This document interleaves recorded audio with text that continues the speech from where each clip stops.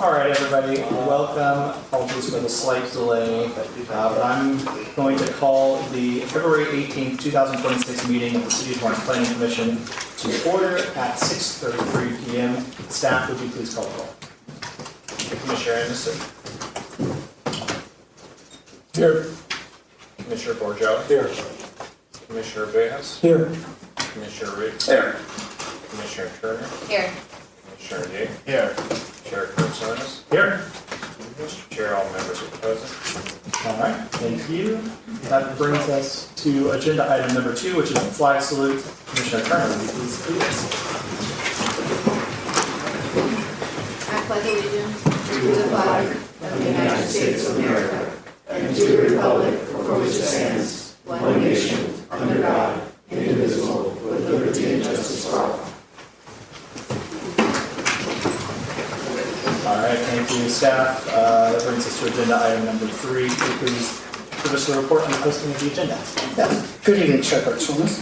The agenda was posted at the public notice board at 3031 Torrance Boulevard and on the City of Torrance webpage on Wednesday, February 11th, 2026.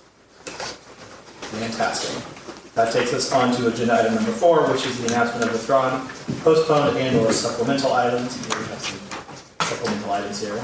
Yes, Chair Torrance, I have a couple items here, so please bear with me. First is related to supplemental items. We have one supplemental item on agenda item 7A and 2 supplementals on item 8B. Also to add, at this meeting tonight, we have the presence of a new plant checker that was just hired recently. His name is Kayvon Alahani. It's Kayvon. He's just here observing us. On occasion, he may take his turn here up at the dais, filling in for our current person sitting in, who's Regal Torres, and he's our supervising plans examiner. In addition to that, I did want to make the commission aware that we will be making some modifications to the agenda. So if at our next meeting, it looks a little bit different, what we are doing is we're trying to reflect the agenda pattern that the City Council uses. So it will trigger some changes to our agenda. Just want to make you aware of that. And then lastly, in the agenda, it's listed that we would be adjourning to the March 4th Planning Commission meeting. That meeting will actually be dark. The items had to be pushed off. So we will be adjourning to the March 18th meeting. Thank you. All right, thank you very much. And welcome to the team. We look forward to having you up here with us soon. That is going to take us on to agenda item number 5, which is oral communications. This portion of the meeting is reserved for comment on items not listed on the agenda and is limited to a 30-minute period.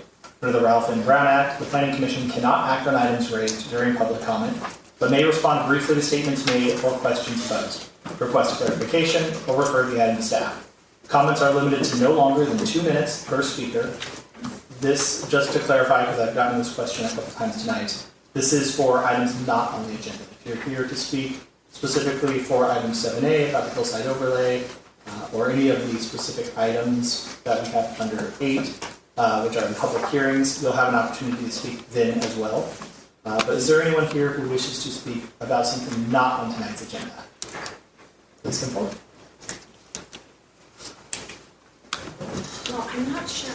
Good evening, everyone. I'm not sure if this is appropriate. It's for 9A for the resolution. Can I make a comment?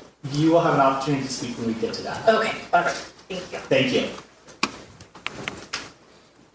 Any other members of the public who wish to speak on an item not on the agenda?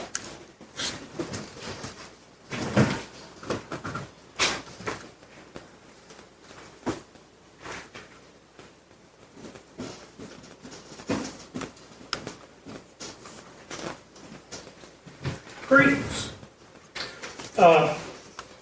When I first moved here to Torrance, I listened to a lot of what people said in the government forum, And there were questions about of corruption.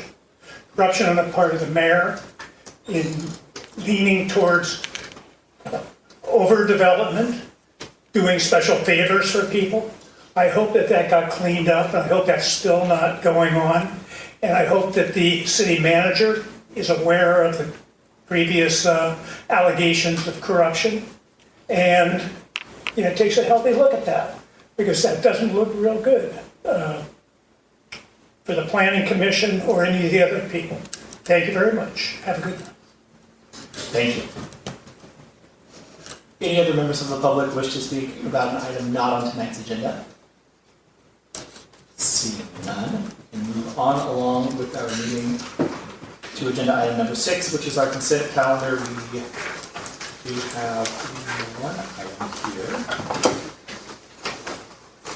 Before we do that, there are a few matters of general information that I need to explain. This meeting will be conducted in an informal manner. Formal rules of evidence, such as those used in the court of law, do not apply. Everyone with an interest in an item will be heard. Decisions will be based on the evidence presented, including the staff report, any pictures or drawings presented by staff, oral testimony heard tonight, any written or graphic material presented during the meeting, and the personal observation of each commissioner. If you would like to speak on an item tonight, we ask that your remarks are pertinent to the project and do not include personal remarks. Repetition of evidence is neither necessary nor helpful. The meeting is being audio recorded, and the minutes secretary will prepare minutes of the proceedings. When speaking on an item, please come forward to the podium, speak clearly. You may give your name and address, spelling your last name for the record. You also may fill out a speaker card and deposit it in the box at the podium. You are not legally required to identify yourself, though. Zone changes, general plan amendments, and variances are brought to the City Council for a decision. All other items are final with the Planning Commission, unless appealed to the City Council. Appeals must be filed within 15 calendar days of the decision and are filed with the City Clerk's office and by paying the necessary fees. The item will be heard in the following manner. Staff will read the agenda item. The applicant will then be asked to address the Commission. Next, any other interested party will be asked to speak on the item. Finally, the applicant will be invited to make a closing statement and respond to questions from the Commission. The Commission will then close the public hearing, discuss the matter publicly, and vote on their decision. Tonight we have staff members from the Community Development Department, Fire Department, and City Attorney's Office, and they're available to provide additional information. Staff, can we please see item 6A? Chair, item 6A is just the annual report to the Planning Commission on its activities for the 2025 calendar year. This is just a receive and file report. Staff does not have a formal reading for it, but if you want high level, the Planning Commission had 21 meetings in 2025. There were 49 projects that were considered. Of those projects, 48 were approved, 1 was denied. There were 7 major projects that were considered by the Commission. 3 of those were residential and 4 were industrial. Of the residential projects, it included 616 housing units, including 66 affordable units. The industrial projects totaled about 610,000 square feet of industrial use. Additionally, we also had 4 land use studies that came before the Planning Commission for your review and recommendation to the City Council. That was the ADU, the target density, religious institution housing overlay, and the last one was the tarps, canopies, and temporary covers. So with that, staff recommends that the Commission receive and file the annual report. I move to. Really quick before we do that, I just want to open it up for the Commission if you have any comments. I have a question for staff. I think traditionally, consent calendar, we don't take public comment on. Okay, that was my understanding. Commissioner Forgiello, I will come back to you. Thank you, Chair.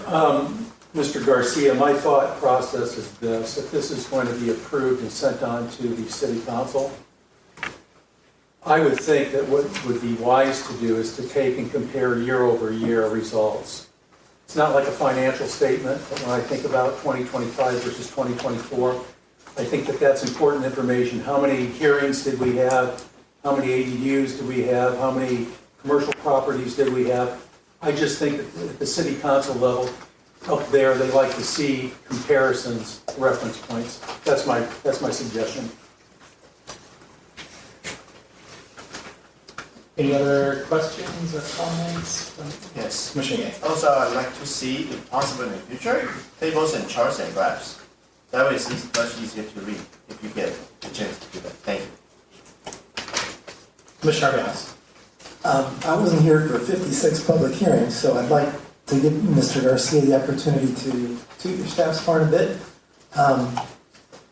Can you just give us briefly some overview of the different kinds of public hearings that you hold? Let me just rephrase it. It was 21, it was 21 different meetings, and it was 49 projects that were considered. Okay, I'm just saying, in the report itself, it says that you conducted 56 public hearings, a lot of public hearings. Yes, so those public hearings were, individual items for different projects. Let me see if I have a list of those.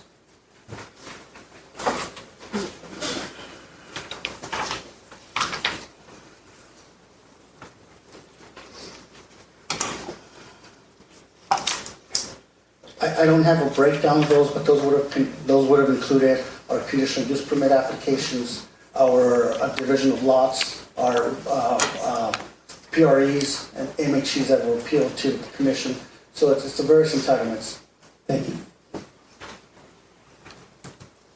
All right, I'll take the opportunity to just say that I really enjoy seeing these every year. It's an honor to be part of the process, but I just want to make sure that staff is appropriately appreciated for all your hard work doing this, because it takes a lot of work to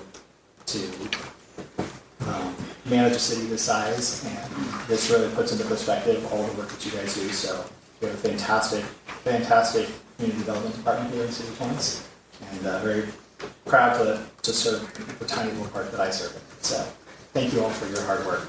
The only other question that I have is, I know other commissions tend to give their annual reports in person to City Council. Is there a reason that we just submit ours as an accept and file rather than speak in person?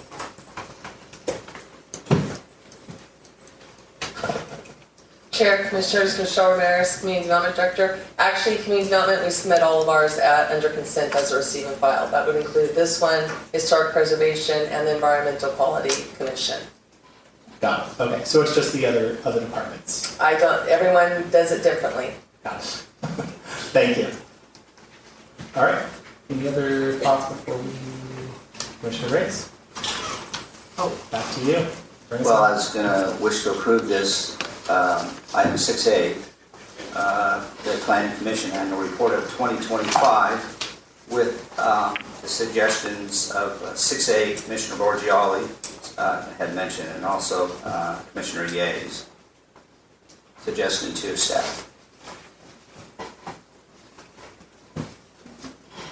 Second? All right, roll call. Commissioner Anderson, Yes. Commissioner Borjo, Yes. Commissioner Beals, Yes. Commissioner Riggs, Yes. Commissioner Turner, Yes. Commissioner Ye, Yes. Chairperson. Yes. Mr. Chair, the motion carries. All right, thank you. That takes us to agenda item number 7, which are administrative matters. 7A, which is Hillside Overlay District and State Housing Legislation Workshop.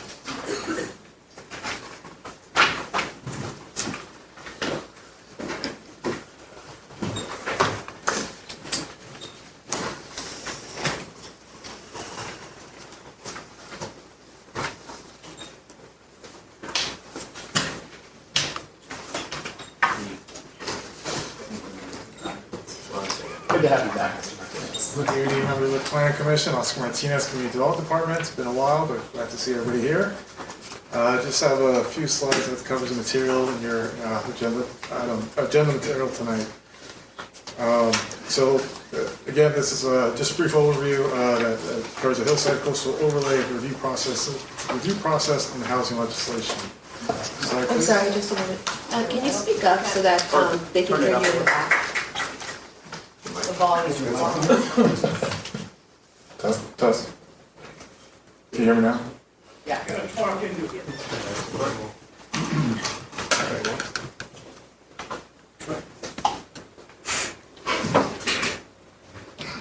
Apologies for that. Can you hear me now? You guys hear in the back? Better? Let me just make sure I get this figured out. This is the next slide. Yeah, next slide, please. Thank you. All right, the presentation is organized as follows. First, I'll provide a brief history of the overlay, followed by the development review process in the overlay, and conclude with information related to housing laws as it relates to project reviews in the overlay. Slide, please. The Hillside Overlay District, the Hillside and Local Coastal Overlay Zone, more commonly known as the Hillside Overlay District, was adopted in 1977 and was intended to provide special protections of properties in the areas that have unique topography and deserve special consideration in terms of view, light, air, and privacy. In addition, the overlay provides guidelines for development of the coastal zone, which applies to properties west of Palos Verdes Boulevard.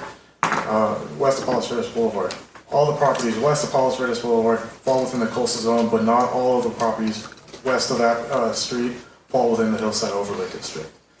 The original ordinance has evolved from a loose set of guidelines to the current process that involves standards, review criteria, and limitations for hillside and coastal zone developments for residential and commercial developments.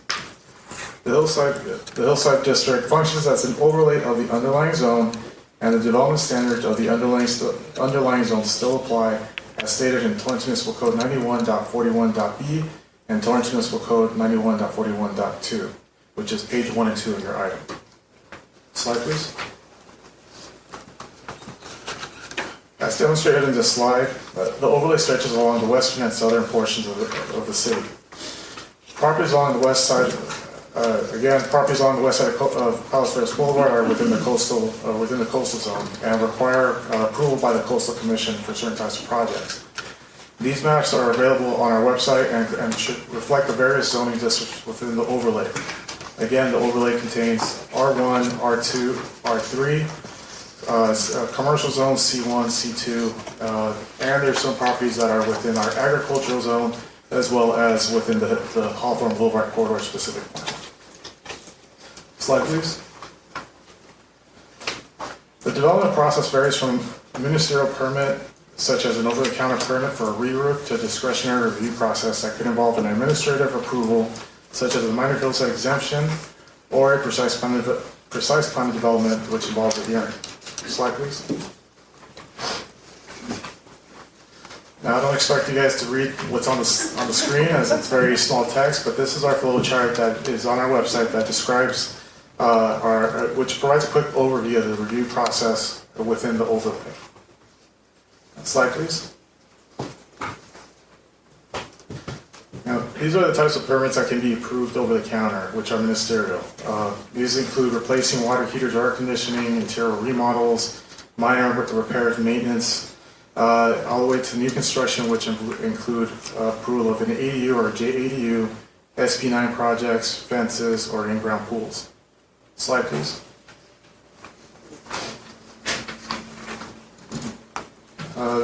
Requests that involve one-story additions under 14 feet in height and resulting in a floor area ratio less than a 0.5 FAR can proceed through the minor hillside exemption process. Pools with above ground water features such as slides, waterfalls, grottos of that nature, they would also proceed through this process. The process involves submitting 2 sets of plans to the planning staff for review of the applicable development standards and preparation of a letter with a project description that is mailed to potentially affected property owners. If no responses are received, the project is allowed to proceed to the building plan check process for permits. If a response is received that indicates potential impacts to view, light, air, or privacy, staff would conduct a site visit, would prepare a staff report for approval with conditions, or denial of the project that is signed by the community development director. Those decisions are appealable to the planning commission. Slide, please. Projects involving construction or additions over 14 feet in height, a new 2-story single-family residence, or additions resulting in a FAR of greater than 0.5 are required to go through the precise plan process. In order to recommend approval of a project, applicable findings must be made, such as not having an adverse impact to view, light, air, and privacy. that the design provides an orderly and attractive development, that denial would result in an unreasonable hardship, etc. These findings are typically made based on property constraints such as slope, topography, or lot size. Slide, please.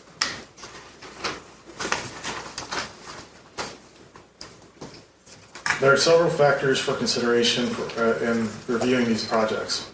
Each project must be analyzed on its own merit. For instance, staff verifies that the proposed residence complies with the underlying development standards, which is most commonly R1, for heights, setbacks, lot coverages, floor area ratios, etc.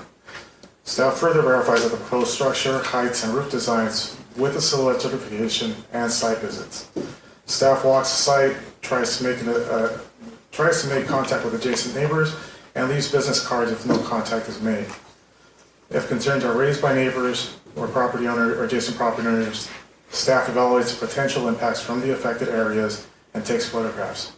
Potentially significant adverse impacts are discussed with the project applicant, and they are encouraged to work with their neighbors to either redesign or make modifications to their project. Slide, please. Recent state housing legislation has impacted how residential projects in the overlay are reviewed and approved. ADU and JDU legislation has mandated that these types of units that must be reviewed and approved over building permits with no discretionary review process. The reviews are limited to objective design standards such as heights, setbacks, living areas, etc. Torrance, along with a few other charter cities, were successful in challenging SB 9, but new legislation took effect in 2025 that made SB 9 applicable to all cities, including Torrance. The Housing Accountability Act, or HAA, is a very complex, but it was originally intended to limit local jurisdictions' ability to deny or make residential projects infeasible by reducing the density of a project.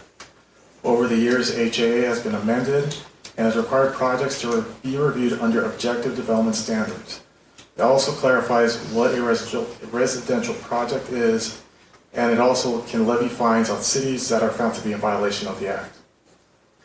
The Housing Crisis Act, or HCA, is intended to vest or lock in development standards at the time of a project submittal or preliminary application submittal.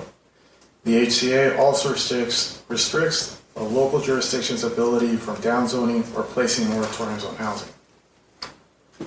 And the HCA is applicable in effect until January 1st, 2030. Slide, please.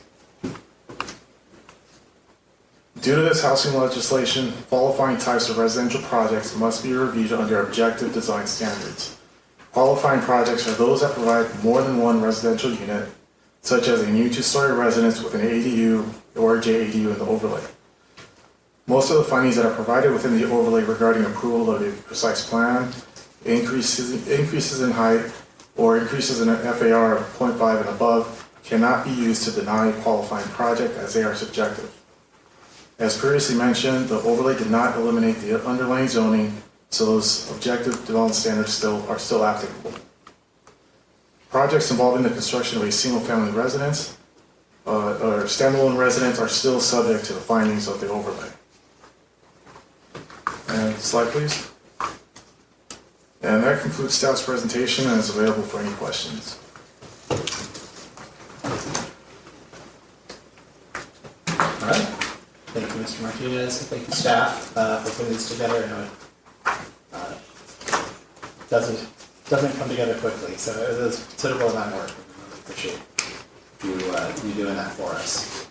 With that, I'm going to open it up to public comment. So now is the opportunity, if you wish to speak on agenda item 7A, let's have you come on forward. You can please come on forward. Yeah.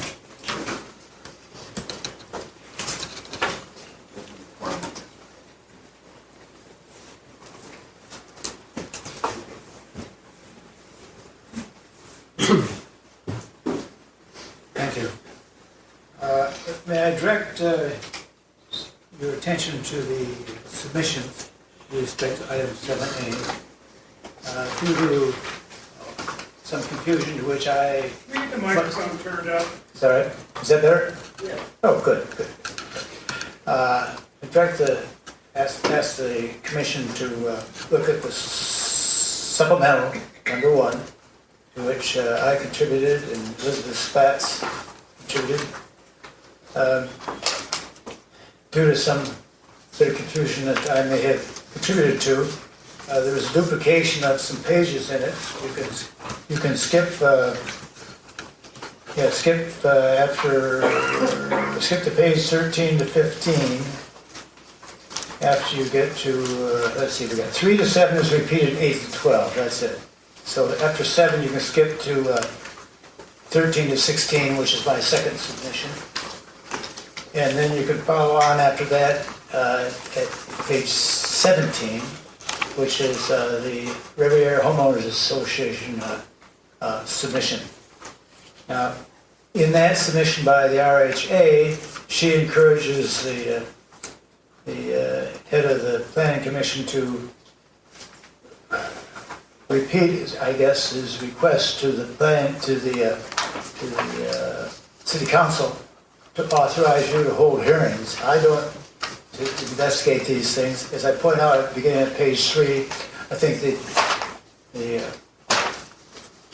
TMC already makes absolutely clear that you have the right on your own initiative to hold such hearings. Now, whether you want to do it that way or the other way, but I do ask you to read through the materials I submitted because I think it has some criticisms about what's there and what should be done, I think. Hear from the public what they think can be changes made. Thank you for your comments.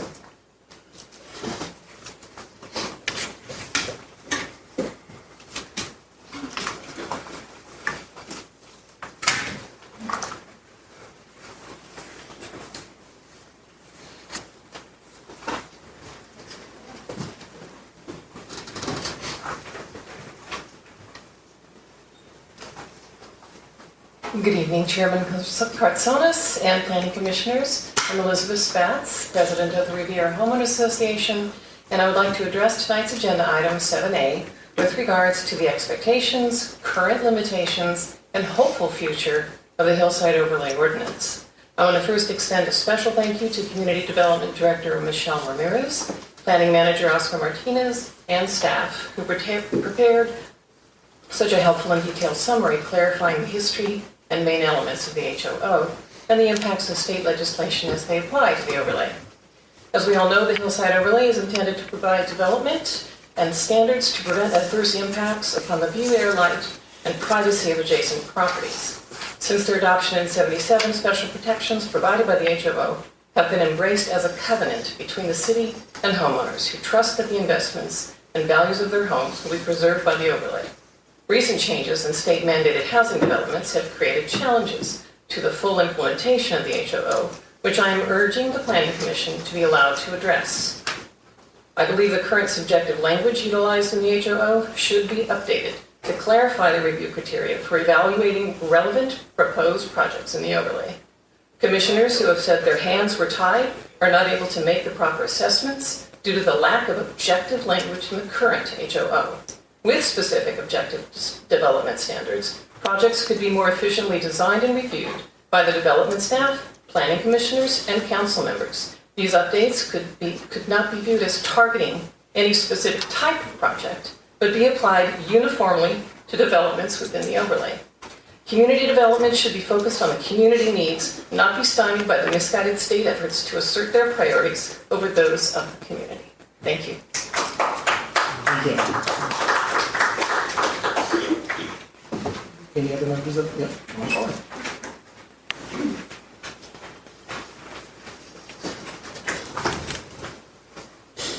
Good evening, Chair Kartsonis, Commissioners, and staff.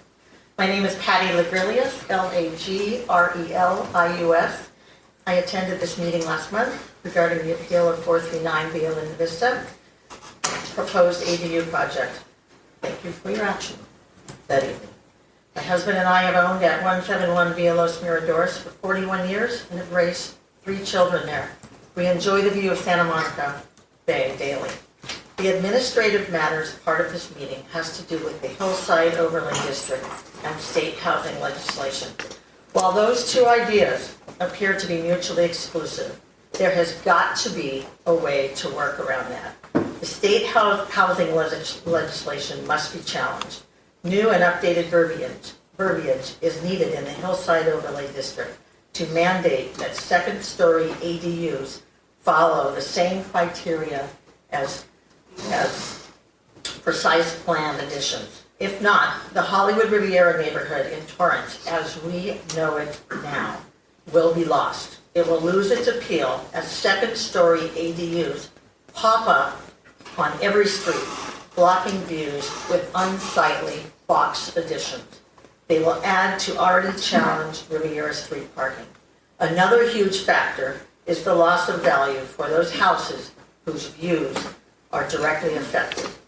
Indirectly, house values in the Riviera will decline due to lower comps. For many folks, the equity in their home is part of their retirement income.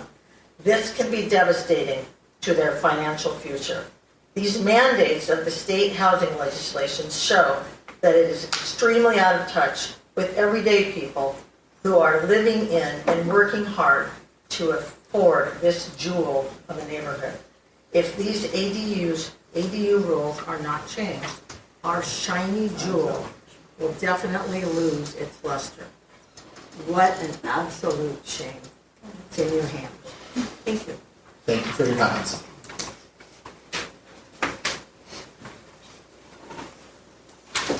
Any other members of the public wish to speak?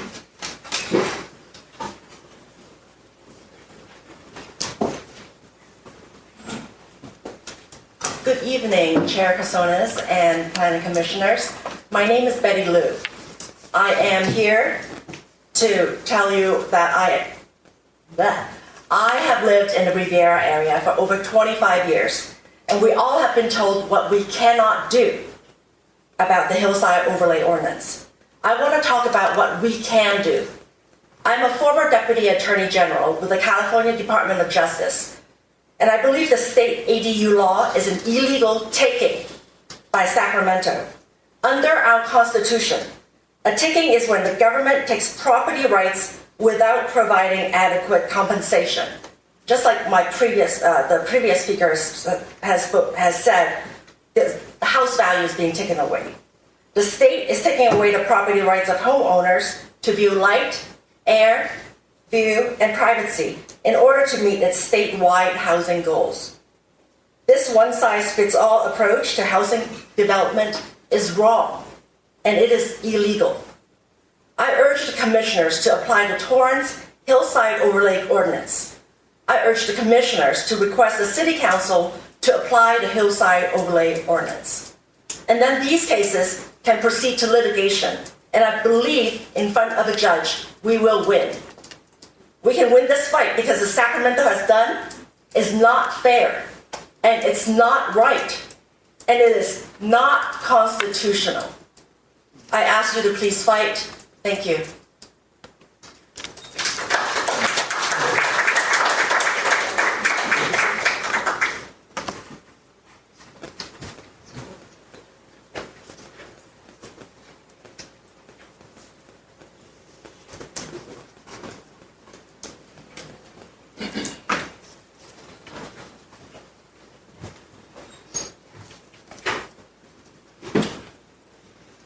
The concern that I have with the ADU and the way it's set up is when I moved into the Hollywood Riviera, the promise was you pay more for the view. And it was sold actually as there's a hillside overlay and they'll protect your view. The concern that I have with the ADU is unlike an addition, which you have to go through the planning board and put your flags up and everything. You're allowed to pretty much do what you want, and the city seems powerless. And I don't think that should be. I think if somebody is held accountable when they do an addition, it should be the same rules for an ADU. And the ADUs, I understand that you're not only allowed to have one ADU, which is, I think, 1,000 square feet. You're allowed to have a 400 junior on your property too. And we don't have enough parking up in the Riviera anyhow. The streets are pretty narrow, and there's a lot more cars now with everybody having cars and extra cars, and so you're going to have all kinds of problems with emergency vehicles going through. And how do you get a fire department if there's an ADU in the back and there's one in the garage and there's something on top, and it just becomes kind of like a, I don't know, anything goes kind of city, and I'm really worried about that. I think a lot of people are going to be hurt financially with that if you guys don't, fight it. And I think that Manhattan Beach, Palos Verdes, Torrance, Redondo, I think all these people are going to be affected. And I think you guys should group up with all of them and fight it. Thank you for your comments.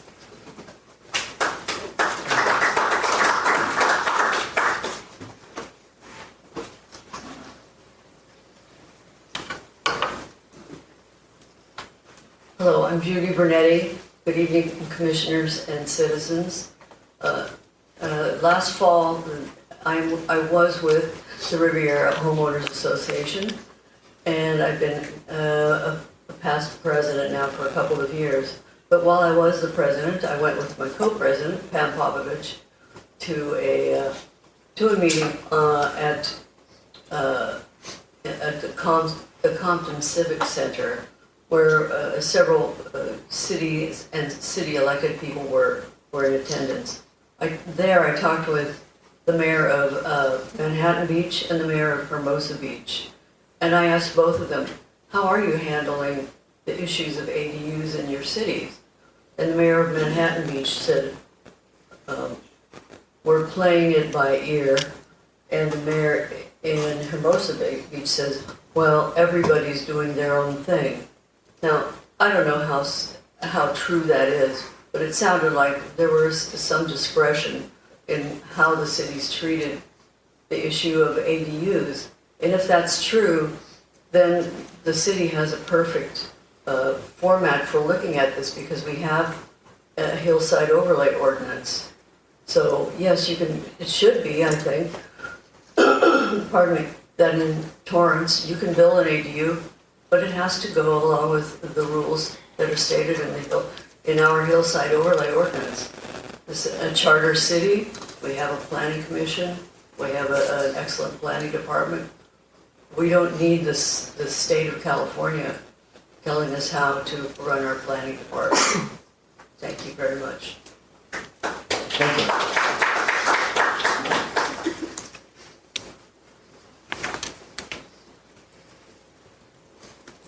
Any other members of the public that come on forward?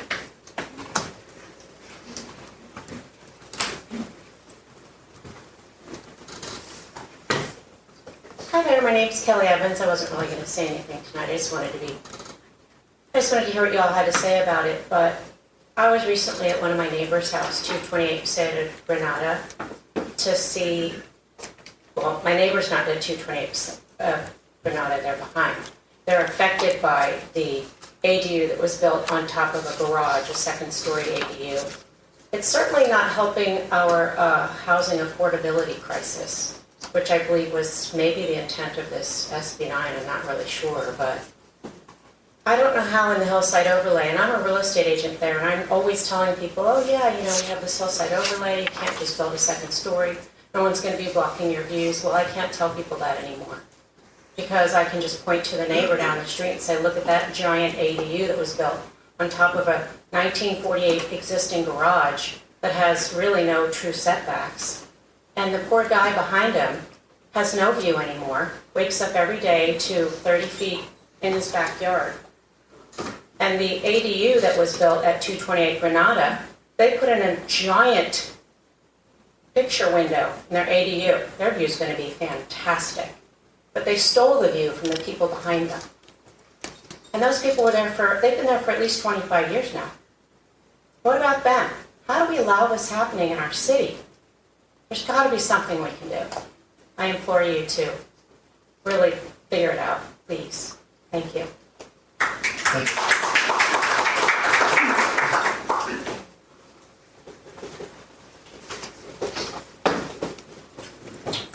Heineken, 169 Diamante Dior. I'm here to ask the commission to request that the city council update. We can't hear you. I'm requesting that you request the city council to update the hillside overlay ordinance with more objective standards. The issues that we face in the community are challenging with development. Now that the state ADU rules are active, it is harder for us to combat any type of view blocking, but there needs to be more objective standards. I think there is some misunderstanding in the presentation that I just saw and that I read online. The city planning department is stating that there is nothing that can be done with regard to the hillside overlay with ADUs and the subjective nature of what the state has asked the city to comply with. But objective standards are allowed. There are objective standards in the hillside overlay. They can be employed. The state has allowed the city to employ those objective standards, and there can be more objective standards. There's no state law that says the city cannot write more objective standards to enforce, reinforce, and make stronger the hillside overlay. Thank you. Thank you.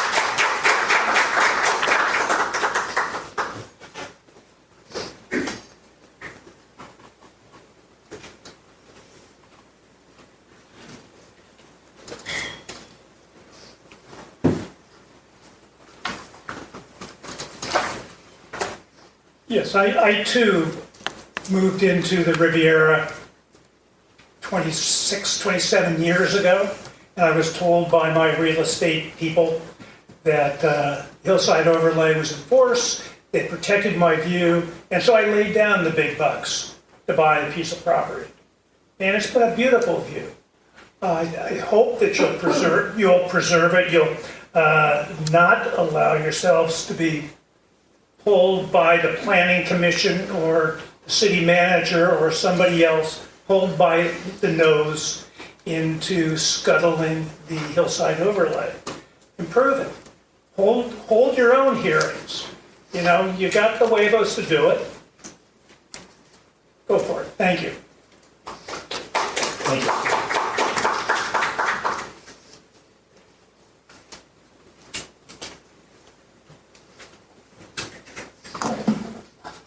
Hey everybody. I agree with Deputy Gilou's approach to go after the state, but we have laws on the books, and so I don't have any prepared remarks, but just spitballing here. We have laws on the books for ADUs we have to follow. I think the big issue here is the height of ADUs that can be built. The state lays out pretty clear objective standards for what Torrance can and cannot make laws restricting. And if you read it, it's 18 feet for attached ADUs. And for detached ADUs, you have to limit it to the height of the primary dwelling.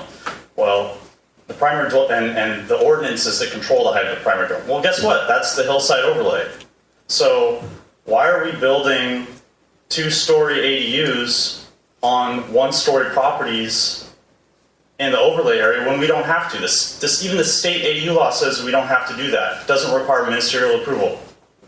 So what are we doing here? That's what I want to ask. Thank you.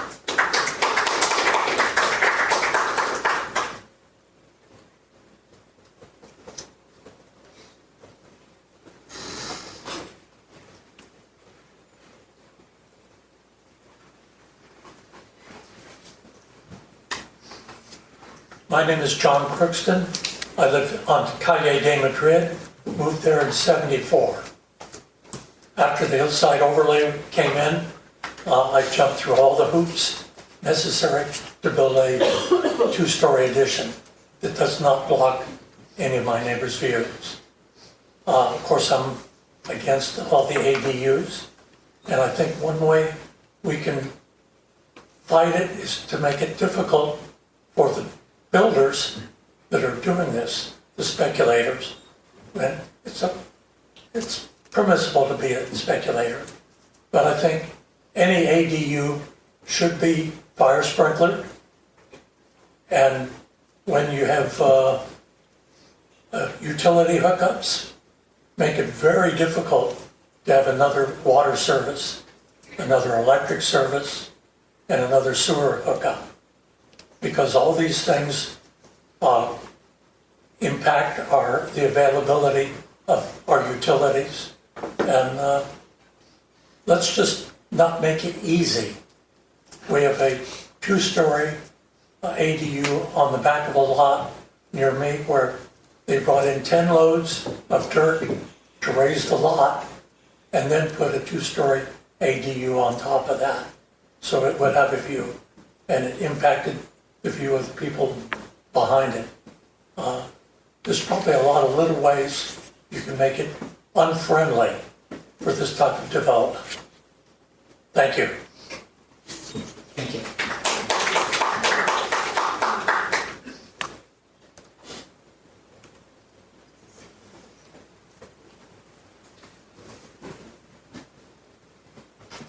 Catherine Urquhart Dunnigan from 169 Via Monte d'Oro. I've been here before. Hello, everyone. I also didn't really prepare anything, but I'm going to read off what I just wrote. And I'm not going to address the state ADU laws directly or my legal opinion of the law, but I am going to talk about what we can do given the current state of laws and how the state ADU law can interact with the hillside overlay.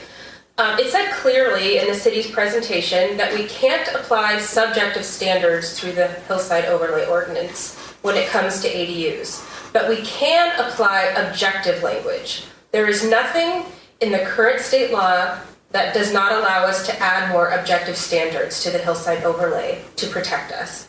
Also, yes, most of the current language in the hillside overlay is subjective. But I also know that there are current objective standards in the hillside overlay that the city seems like it's currently ignoring when it comes to ADUs. So I am concerned about the information the commission and the council is getting from the city staff on this issue at this point, because it doesn't seem like that information is objective and accurate. Thank you. Thank you. Any other members of the public wish to speak? Have a chance.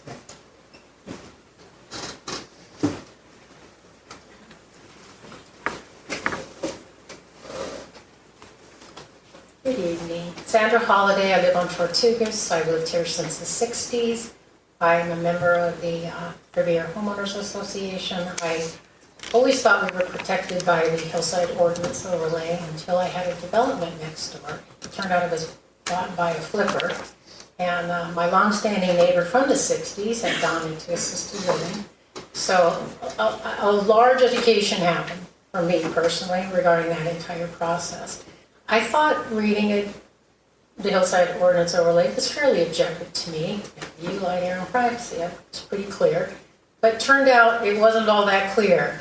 I ended up having to hire an architectural consultant to plead my case when I learned early on that the planning department that I was interfacing with at the time seemed to have this sort of subjective thing there. And to me, it was clear. They're going to block my ocean view. That's unacceptable. I do not want that. That's not what we're here for, right? And so I had to do that for self-preservation. I didn't feel compelled that I should have had to do that. I thought that the first line of defense for my rights in hillside ordinance overlay should have been the planning department saying no to this person who was a developer, clearly a developer. But the attitude seemed to be that, well, you need to get along with your neighbor.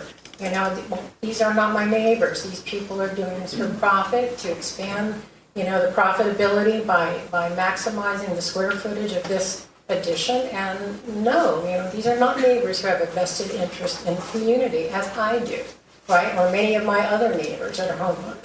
So the whole process, my point tonight is, it isn't just subjective verbiage. This entire process needs to be revamped. There were many issues administratively that I had to basically bear the burden of. There was turnover in personnel. I had to bear the burden of documenting things. Oh, well, sorry about that. I think you get my point. It's a bigger picture. Thank you for your comments. Any other members of the public who wish to speak on agenda item 7A?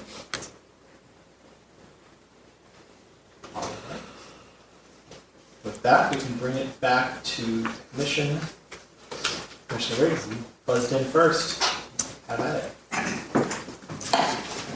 Well, I first want to thank everybody for showing up and speaking on the hillside overlay. I live in the hillside overlay, and I think 5 of us up here do. So it's very important for us. But first of all, I want to thank staff for bringing this forward, because we've been looking for something like this. I think all of us up here are very educated in this, and it's been tough on us every time we sit up there. But we have an obligation to the citizens and residents of the city to make good quality decisions and not put the city at risk. So this has been a huge burden to us, and we've been up here under the fire, I should say. So I want to thank staff and city first, because we probably I do business with other cities. So I'm in real estate and building it. We have a great city to do business with. And saying that, I want to appreciate and to Mr. Buck, only because he keeps coming here and bringing things forward, and he cares about our city. So thank you for your opinion, Mr. Buck. It's not going unnoticed. For Betty Lou coming up here and speaking on behalf of our hillside overlay and what she feels, I thank her opinion. And I would just say it's not something local control, I think, could take care of, but to fight it, and our residents to fight something like this would be an awesome undertaking.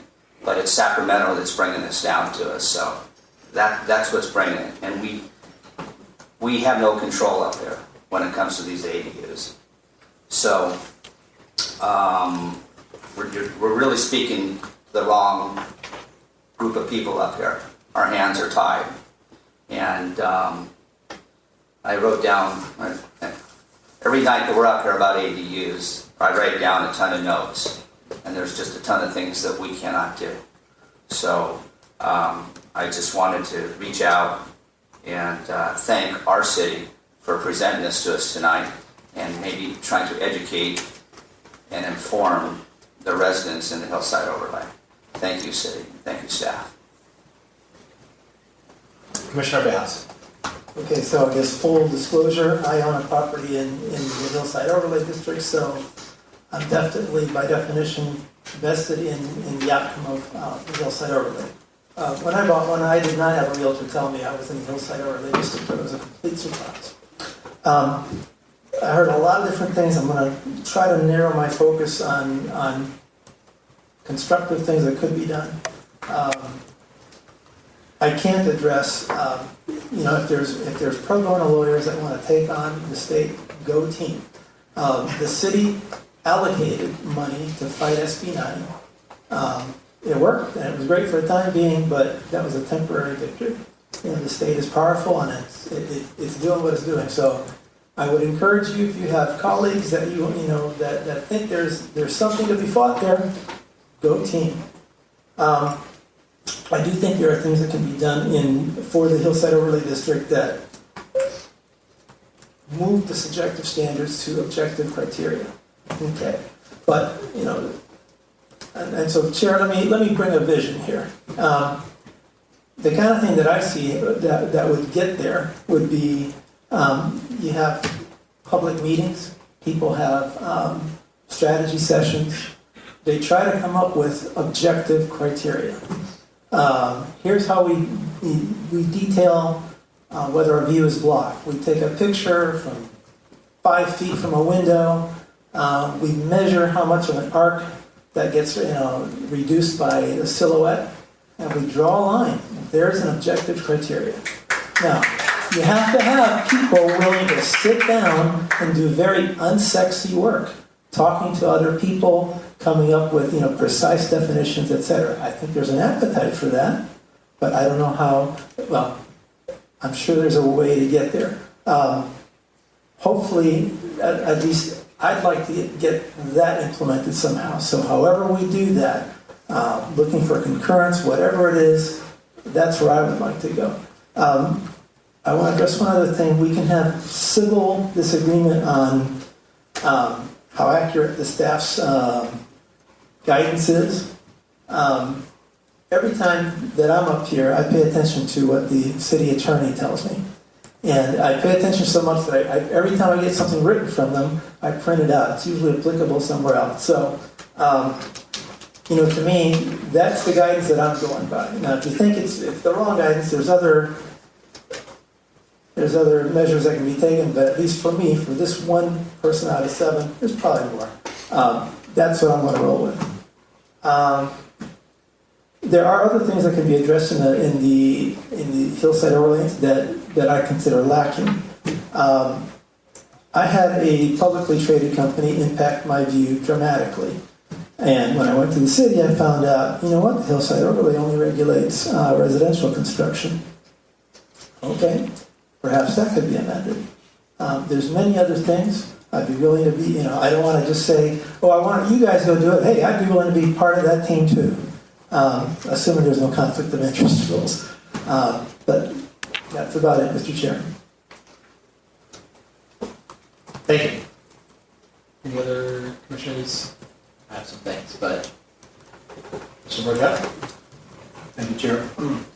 Mr. Martinez, I've got a few questions I need some help with. So in 2025, and/or Mr. Garcia, in 2025, how many ADU projects came before the commission straight away? ADU or junior ADU?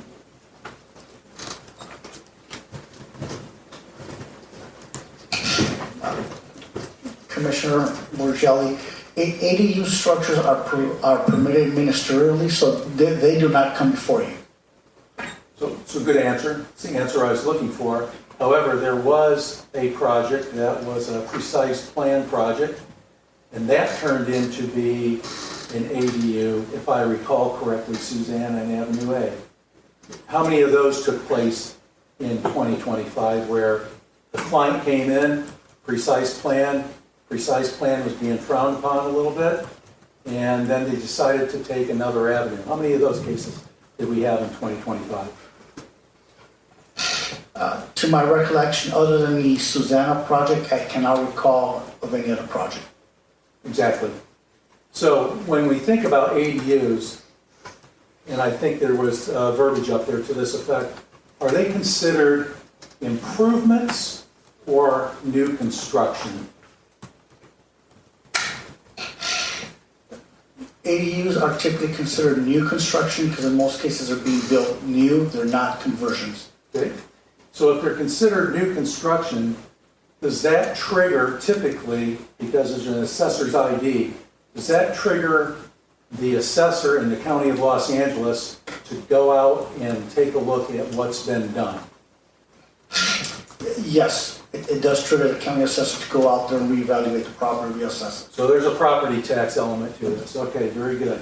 So when we have people come to us with their ADUs and junior ADUs, and we have an enterprise business system in the city of Torrance, I assume we do, maybe it's bespoke, could be SAP, I have no idea. Do they get coded in? Do these get coded in as ADUs and junior ADUs when they go on our books and get approved ministerially?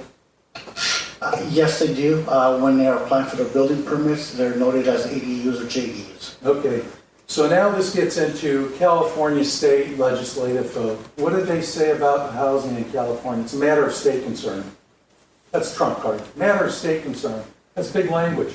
It says we got to do something. It doesn't really matter if it's going to be to your liking or not. It's a matter of state concern.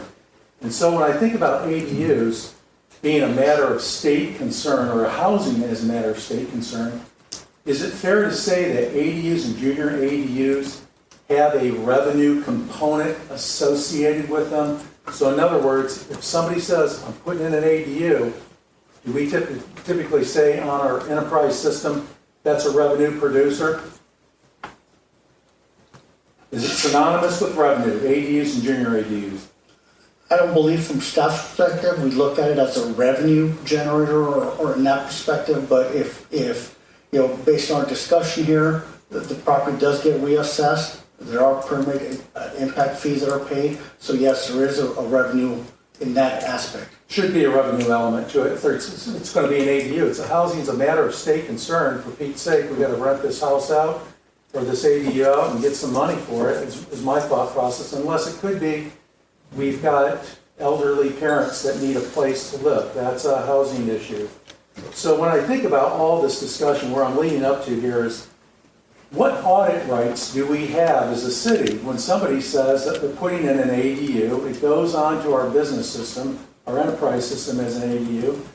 What audit rights do we have to make sure that somebody who declares ADU is going to be producing revenue, taxable revenue, that comes back to our coffers, both for the state and city? Do we have audit trail capability? To be quite honest with you, I'm not really sure how to answer that. That'd probably be for our finance department, but maybe our city attorney can weigh in.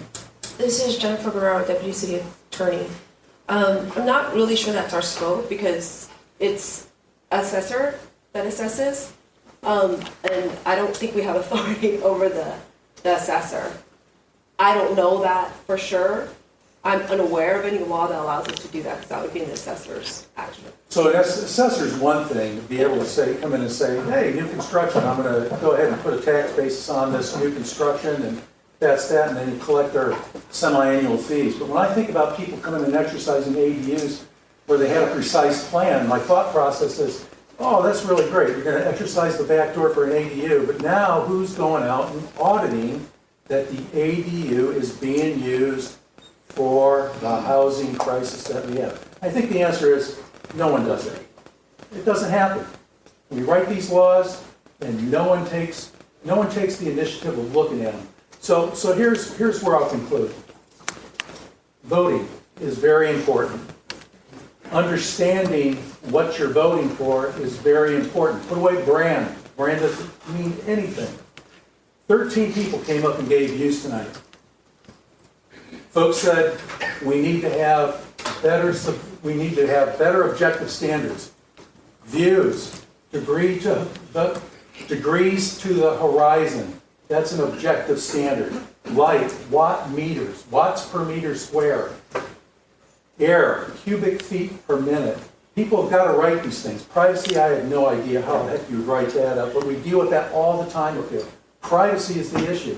But when it comes to scuffs, which is standard cubic feet per minute, no one comes up and says, hey, you're putting up this structure and it's going to knock down 16 scuffs.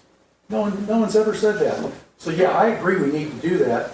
The other thing, though, is that we had people talk about speculation and flippers. When the arbitrage is open, the arb makes money.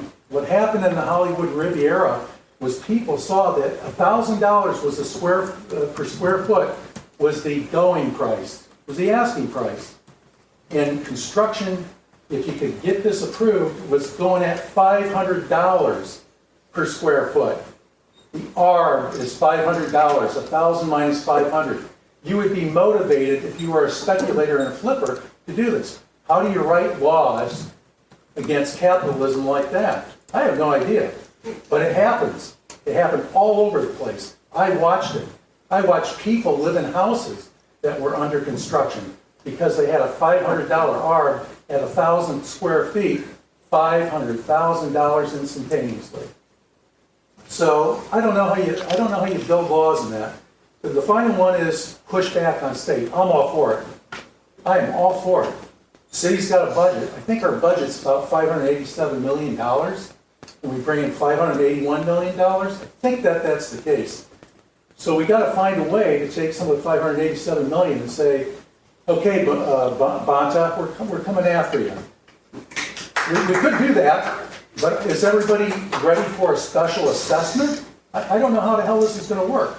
So it's stuff that we need to be thinking about. I just tried to point out these things because I live in District 5. I am also in the hillside overlay. I am also concerned about the proliferation of these ADUs. But when they come to these meetings, ADUs, and they never do, but when they come by way of precise plan, they typically get peppered all day long by my 6 colleagues and myself.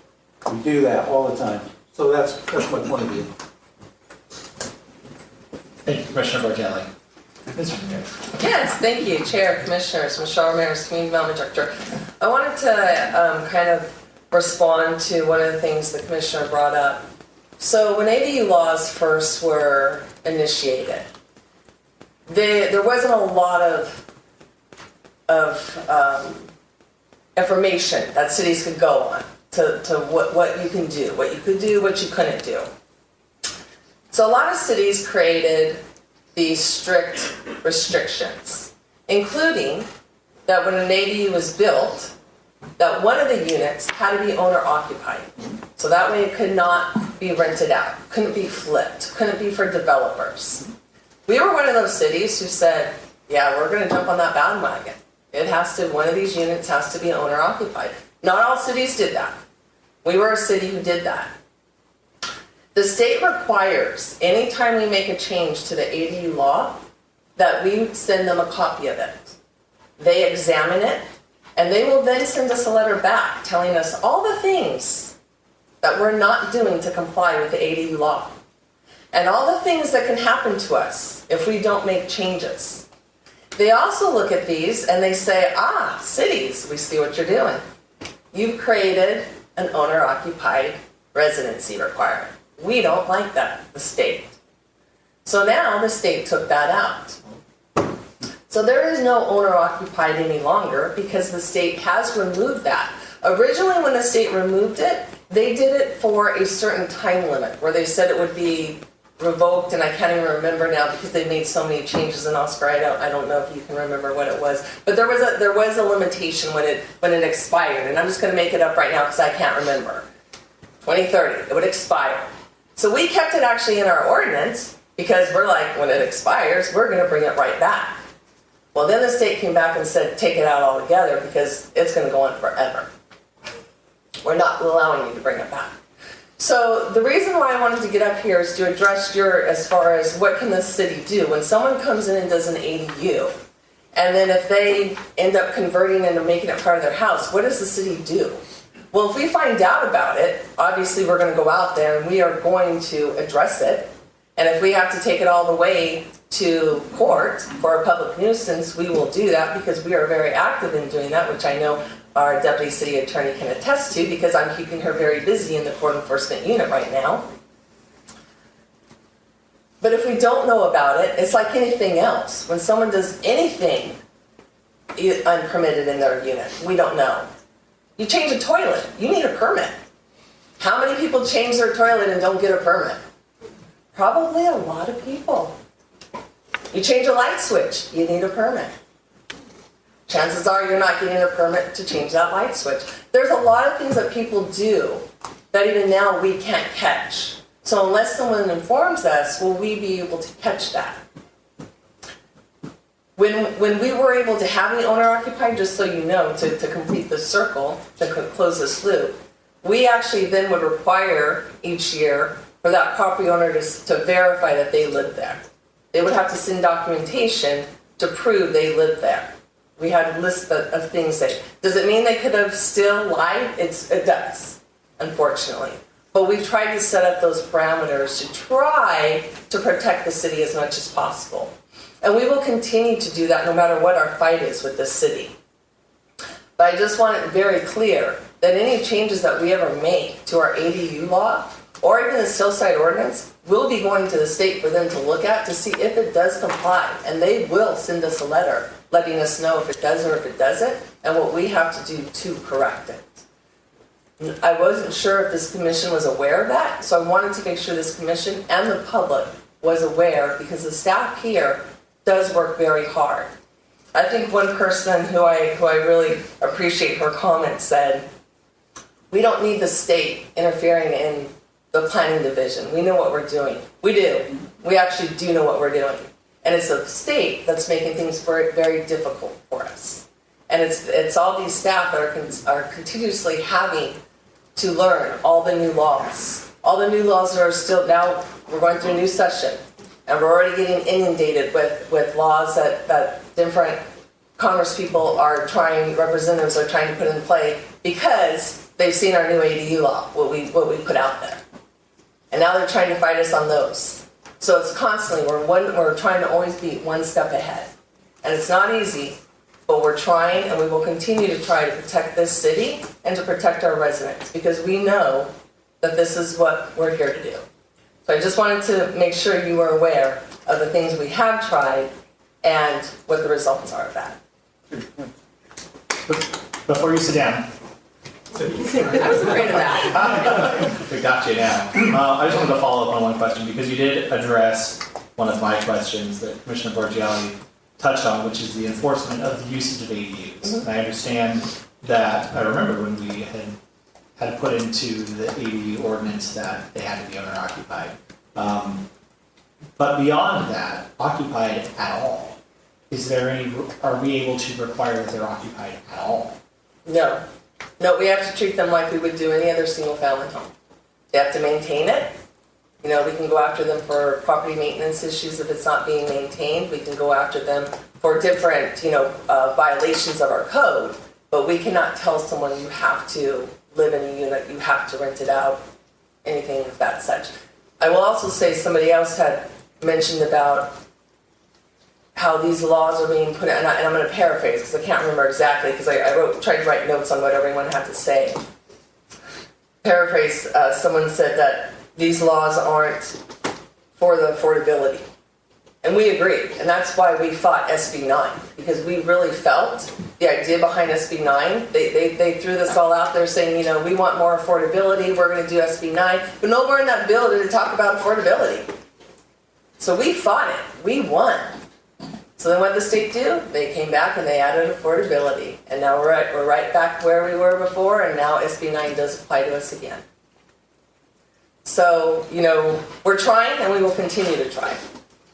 And fight the fight. That was my understanding and my frustration. Don't forget, it sounds like you got another one coming your way. That was my understanding and frustration as well, because I think when we had the Susanna project, I mentioned that this could very likely will be a storage room for their lawnmower, and there's nothing we can do about it. All right, thank you.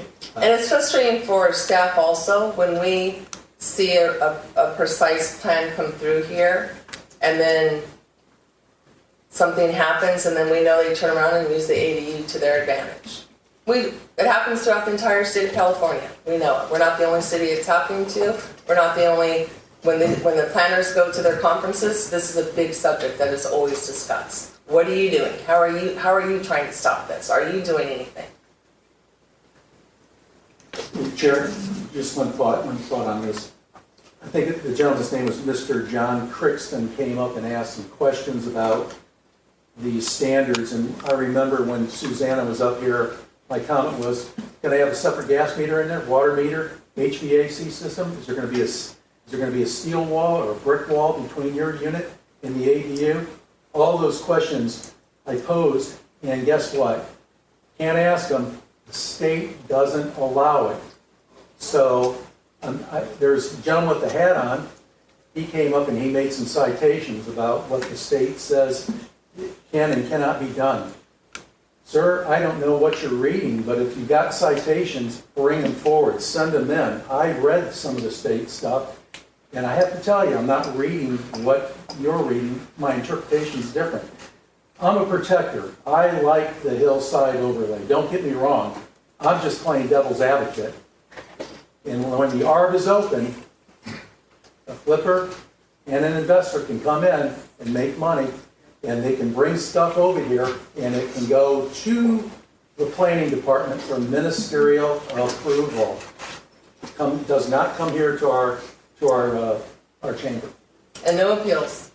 And no appeal. So, Director, I had just a... Commissioner Riggs, did you have a follow-up, or Commissioner Turner? Patiently waiting. I just wanted to speak to her before she took off. I'm not going anywhere. I mean, I might sit there, but I ain't going anywhere. Don't go too far. Okay, so I'll go sit down right now. I may forget. Sorry, Commissioner. I may forget. I'm getting old. Commissioner Turner. I think that my perspective, first of all, Doris was the second one. It was, I kept saying two, but Doris was the second one we had last year. The accessory dwelling unit is supposed to be a dwelling unit, not, and it's supposed to help the housing element, right? And if, to the point of like rallying that Commissioner Oveja said, pro bono work or getting the collective together to fight this, because there's obviously a lot of corruption that goes on. There's also a lot of uneducation that goes on because one size doesn't fit all. And there are, Sacramento, there's a lot of open land up there, right? Like we're farm country, middle of the state. There is a lot of land where the laws are being made. There is not here. We can have better density, but we have these laws that are one size fit all. And I like to think that people are good, and I understand that from what we're getting back from the state in terms of, you know, changing the verbiage so that what we're pushing forth doesn't get put forward, makes me feel like there's not the best intent behind it. But I think that if we could put into play that if it was, if you had to be, your utilities had to be under another name, and it had to actually be proven that this was being used to improve housing in the state of California, whether it was a grandparent or a college-age child or whatever it might be, that might be an approach to push people away from it. And like Borgiali said, for, you know, the rental aspect or how it's impacting in terms of your income to the city or state, because otherwise it just doesn't, there's a missing link here as to what the intent is from Sacramento, why they are pushing this so aggressively without actually getting compensated for it themselves.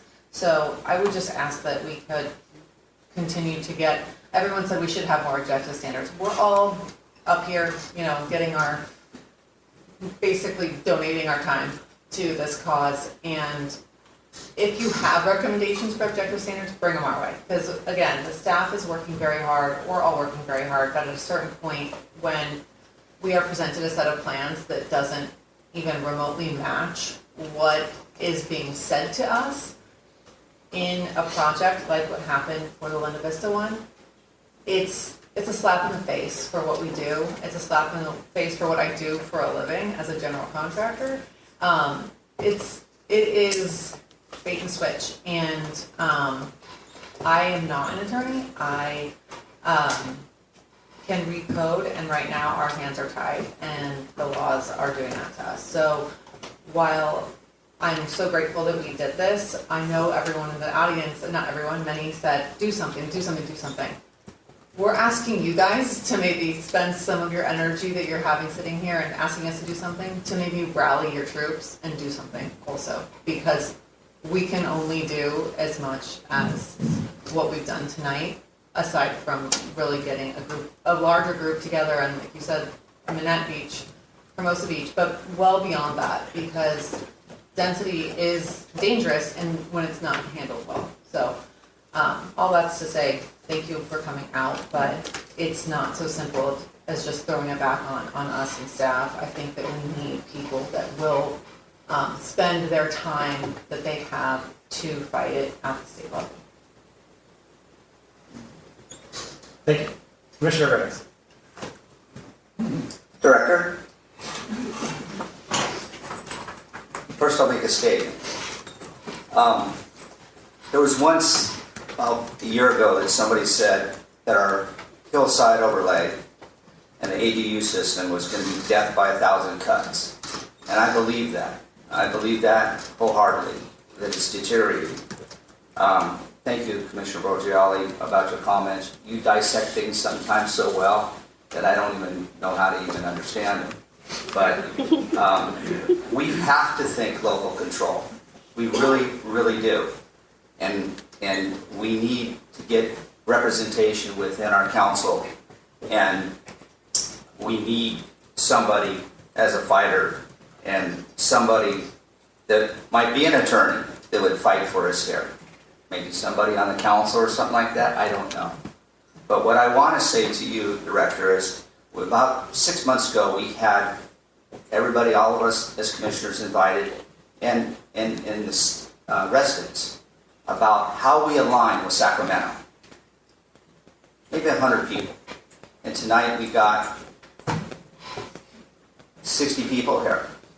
And with something like this, I would think that this place, I mean, we fought coyotes, we did all kinds of things in this city that, we filled Torrance Boulevard to protest, and we got a major situation on our hands that I bought a house there, and I wasn't explained. I didn't even know what the hillside overlay was in 2000.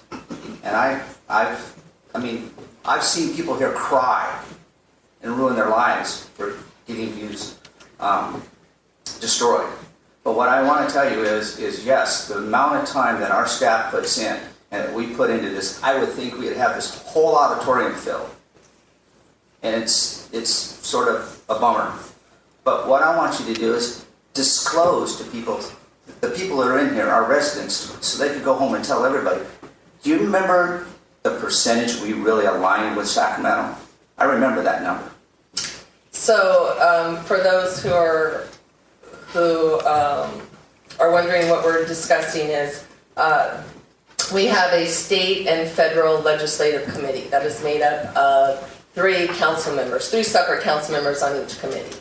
And we present to them several times a year. Usually we present to them telling them what bills are being considered by the state. We might present to them to let them know what the status of those bills are, and then we present to them letting them know what actually passed the state. Generally, now it's not just housing that's taken to them. This is everything that can affect our city. So it could be housing, it could be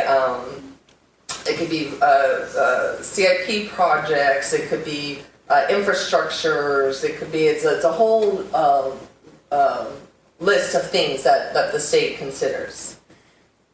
Typically, when it comes to the housing bills, we may agree with one. We generally oppose all of them.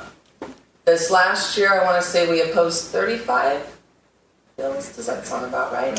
I would have to say about 35 bills we opposed. We send letters to the governor. We send letters to the committees. We send letters to anybody and everybody who will listen to us.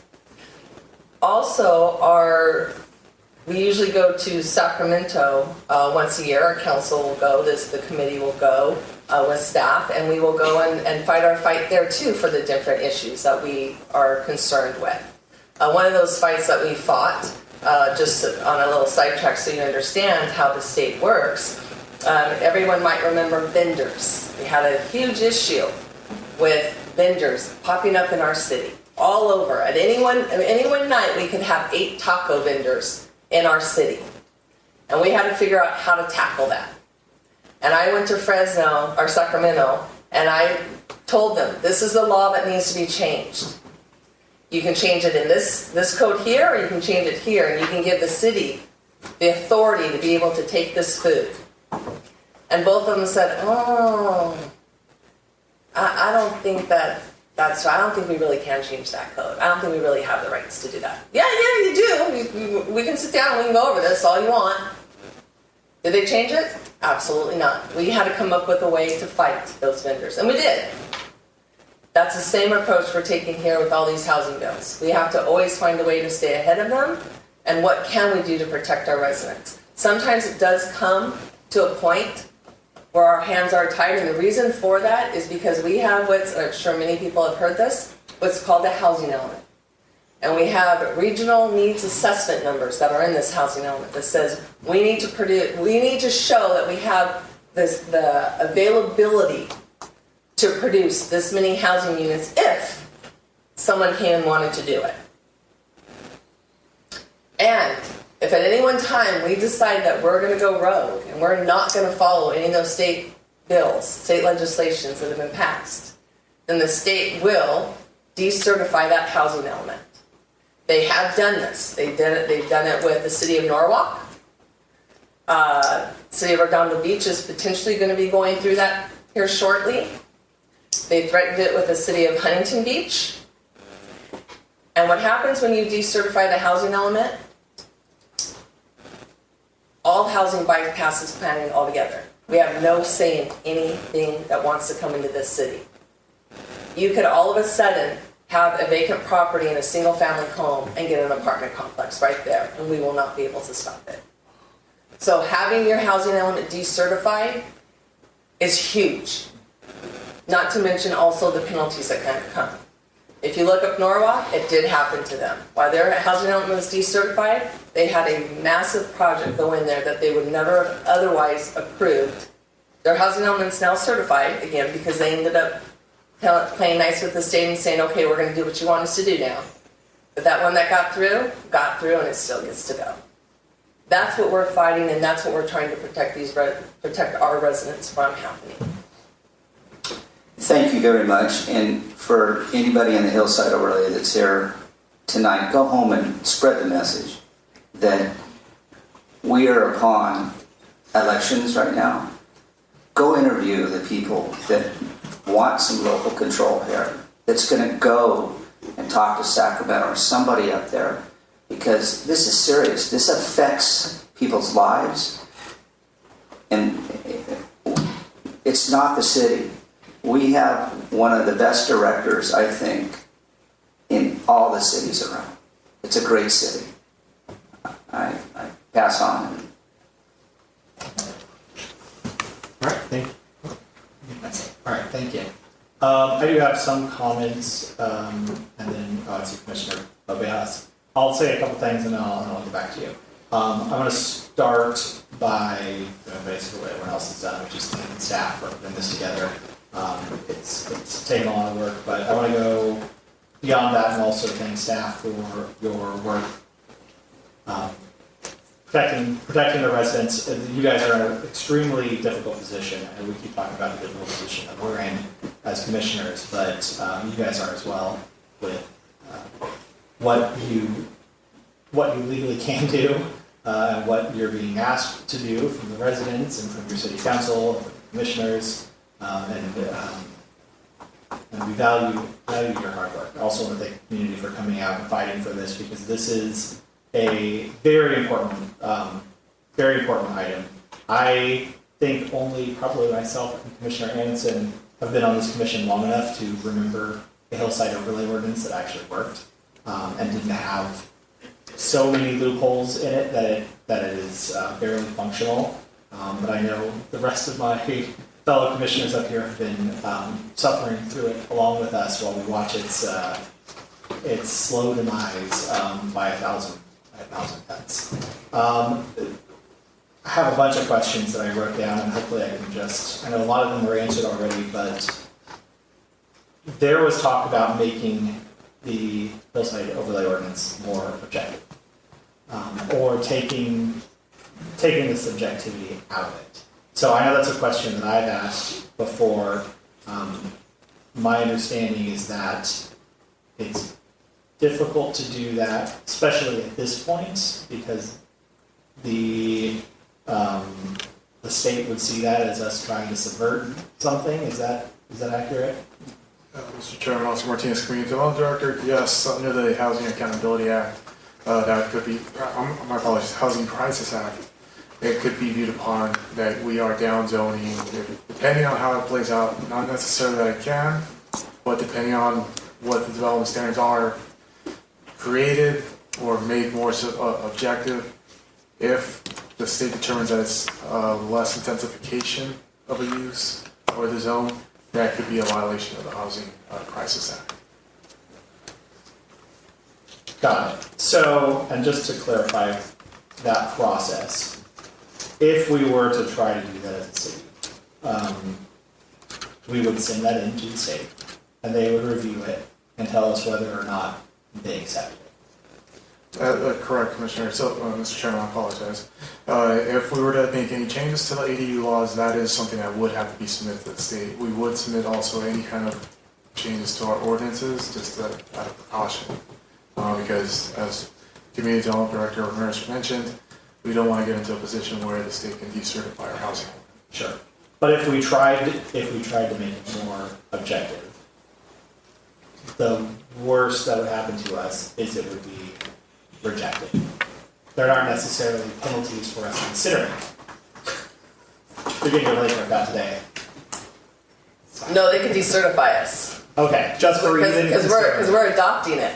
For it to go to the state, we adopt the Shower Mayor's Community Development Director. For us to send it to the state, that means it's been adopted.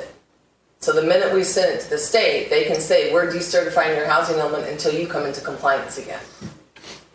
So we can't, And I'm we sorry, can't draft like a letter? Sorry, this is Jennifer Guerrero, Deputy City Attorney. My understanding is we could also be fined up to $10,000 A day. A day. Got it. Chair, before you leave, Ms. Ramirez, so is there no other way to, I mean, just like with the IRS, you can ask a letter, hey, would this be in compliance? Are you telling me that there's no way to put a proposal out there other than adopting it first? No, that's not what I'm saying. Okay. The scenario that was given was that it was as if it was adopted and we were sending it. That was the scenario given. Whenever anyone comes to us and says, hey, we think that this might be a good objective standard, the first thing staff does is they get on the phone with HCD and say, hey, do you think that this would work? And then they get the yay or nay to be able to okay, they feel this can work, we can move forward. No, they say this isn't going to work, we should not move forward. Okay, so they are talking to HCD whenever we come up with, there's been some crazy ideas that we've come up with to try to save things. I'm like, you know what, just call them and find out. Doesn't hurt. And that's what staff does. They come up with these great ideas also and they call state. So whenever there's any ideas out there, we're willing to look into it. But we're not willing to make changes to the ordinance and put the city at that risk. That's the difference. Okay, so at least it's not a fool's errand. It would be worthwhile if we could get a group, people, citizens, to put together some proposals and then float those proposals up before adopting them. I would caution, because I think when you start doing things like that, the residents think it's going to happen. And I think it's something that if it was something that commissioners had some ideas, or if public had some ideas, they can always send it to us. But to start having meetings, I don't know that would be wise. Okay, well, we'll have to manage expectations to be sure. Mm-hmm. So, but they wouldn't send them to the commissioners if the residents had ideas. They would send them to city. We get them all the time. Residents send us letters all the time saying you should do this. And we look at each one of them and say, do we think this is reasonable? Do we think this would fly? Is this something we should ask the HCD? We don't ignore when we receive emails and letters from residents. But not the commissioners is what I'm saying. We're going to forward them to you, or of course.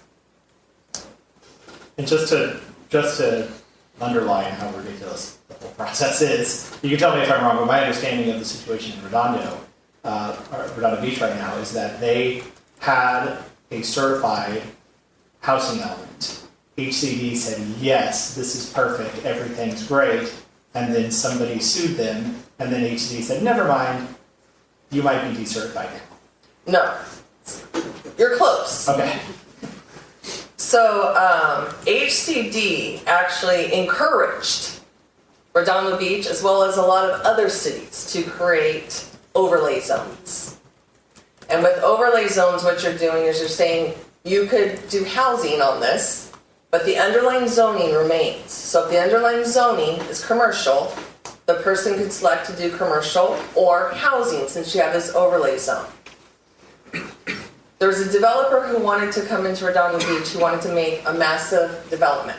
Redondo Beach is from my understanding, is not in tune with this huge development coming in. So the developer found a loophole and said that I'm going to sue you to find a way to decertify your housing element. And that was through this overlay zone. Because the reality is we're sitting there counting these parcels as potential areas where you could do housing, but the reality is we're not requiring it. Because someone could come in and still do the commercial. We're not saying you have to do housing on these. So they sued them, and the lower courts agreed. So they have tried to appeal this, and they have lost their appeal. And it has been upheld that these housing overlay zones do not count because you're not requiring housing on them. Even though HCD was something they suggested to many cities. ACD has been silent on this lawsuit. They have not come out to defend it, to make any opinion on it at all. Since Redondo Beach lost their appeal, it's being put back to the lower courts for them to now move forward with the requirements of having the housing element decertified until they submit a new housing element that shows the number of units that are available.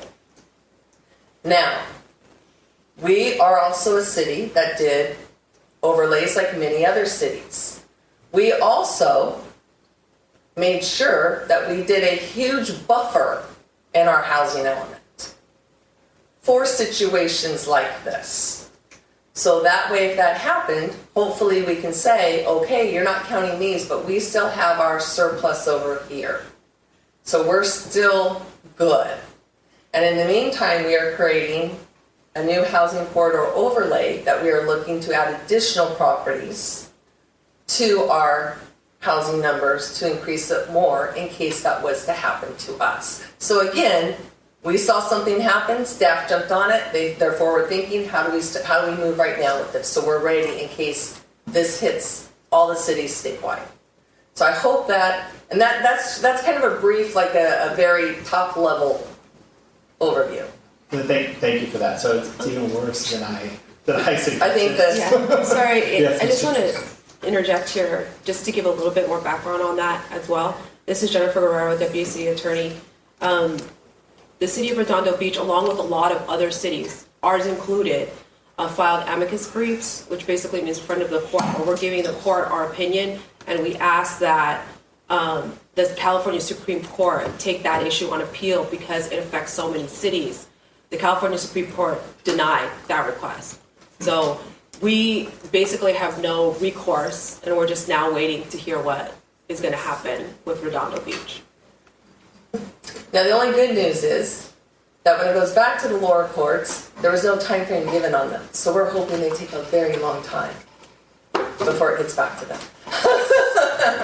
Director Ramirez, before you leave, can you just explain RENA and RENA numbers where we're at in the city before you leave?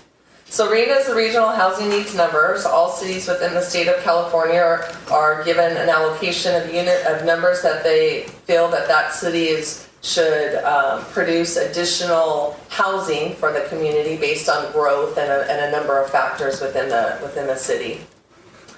That's made up of both market rate units as well as affordable units. And affordable units are broken down into very low, and moderate income units. For us, I want to say it's 4,993 units. So it's a little less than 5,000 units, of which half are market rate, and then the other half is affordable units. I'm happy to say for the market rate units, we are doing quite well. We have about 1,200 units right now that are somewhere in production, whether they have been approved, they're under construction, they're in planning, building and safety, they're somewhere in the process. And then we have about another 700 units that staff is currently going through the planning entitlement phase, if I remember correctly, and please correct me if I'm wrong, staff. Yeah, about 700. Now, out of all those units, so we have close to 2,000 units, so we're on our way for half our RENA numbers. But out of that, there's probably only about less than 25 that are affordable. Would you say? Of the projects that were just approved in 2025 calendar year, there were 66 that were affordable. Oh, okay, thank you. 616 units. So, and the reason for that is because to create affordable units, it's costly actually. It costs a lot of money. And the only reason why developers will do the affordable units is because they want the density bonus. And they want the density bonus, for those who don't understand what that is, if they do certain things, if they say they're going to do so many affordable units, then they get concessions where they might be able to build their building higher. They may not have to have a setback.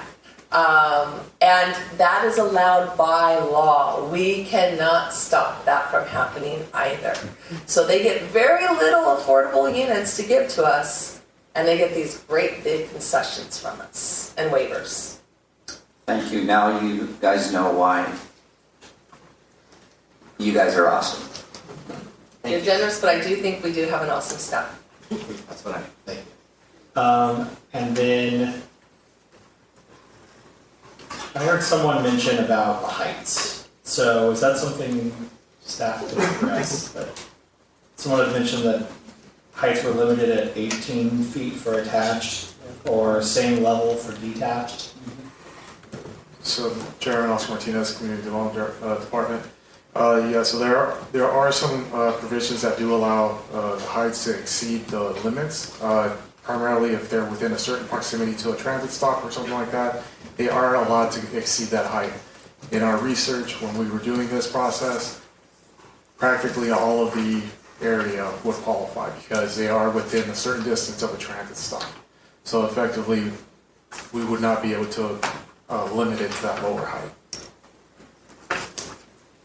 Got it. Oh, I did have one thing. I need to disclose that I don't have the property in the hillside overlay, but I had a conversation with former council member Griffith about this. He just let me know his thoughts on local control and asked that I tell people they can go to localcontrolca.gov to get more involved in his fight for more local control in the state. Answer that question. One of the questions that was asked was in regards to our code. So when we have a new construction, like a new ADU coming in, they're obligated to build that the current building code, not the code of the property that's already there, correct? Chairman, are we talking about the building code or are we talking about the zoning code? Building code. So the building code, they would have to comply, I'll defer this to my colleague in building safety, but they would have to comply with our current building code. Commissioner, or Chairman Torrance, Building and Safety, that's right, Councilor Martinez is right, it would have to be equal to current building code. Okay, so do we require sprinklers for EDUs? EDUs have particular exemptions, in the same vein as many of the other exemptions that they have. So one particular exception that you might be interested in would be that if the main residence is not sprinklered, then the ADU would not need to be sprinkled. Got it. So they do have to be built at current building code, except for some of the current building code. There are certain exceptions that apply to ADUs specifically. Wow, and that's a state requirement. Yeah, it's in the state California Code of Regulations. Got it. Okay. The disappointments just keep rolling in. And then two-story. I was trying to go through. We do not allow two-story detached ADUs, correct? Correct, Mr. Chairman. We do not allow them in the Hillside Overlay District. That's one area where we are able to limit it, but if it is attached to the residence, because the underlying zone does allow 2 stories, we would have to allow a 2-story attached ADU. Got it. So if it was attached, we have to allow it. Correct. If it's detached, we do not have to allow it. That's correct. Okay. So somebody had mentioned an ADU that was built that was 2-story. So if it was built on top of a garage, or, for example. If it was on top of an attached garage, for example, it could be, yes. Okay. And then somebody had also mentioned something that I thought was surprising, which is that there was a property that regraded their property before they put a ADU on it. Is that? That's the same one, 228 Santa Granada. Mr. Chairman, Oscar Martinez, Community Development Department, staff would have to do a little bit more research on that one because I'm not aware. Perhaps some of my colleagues might be more aware, but we have to look into that one and see how that was approved and if that was actually the case. Okay. Because I would be surprised if we were doing that, but it's welcome back. Chair Commissioners, we can speak with the person from the public after and we can get the information, and then we can do the research and ensure that everything was done according to the plans that were approved. Yeah. Thank you. That was answered. So this goes beyond our purview, but it's just a question I have in regards to how we would address this. And maybe this is a suggestion that we can give to the city council, which is noticing. And I guess I'll start with a question. How do we notice when an ADU is being built? Do we notice at all? Or are we not, we're not legally required to notice? No notification requirements. Okay, so if you were having a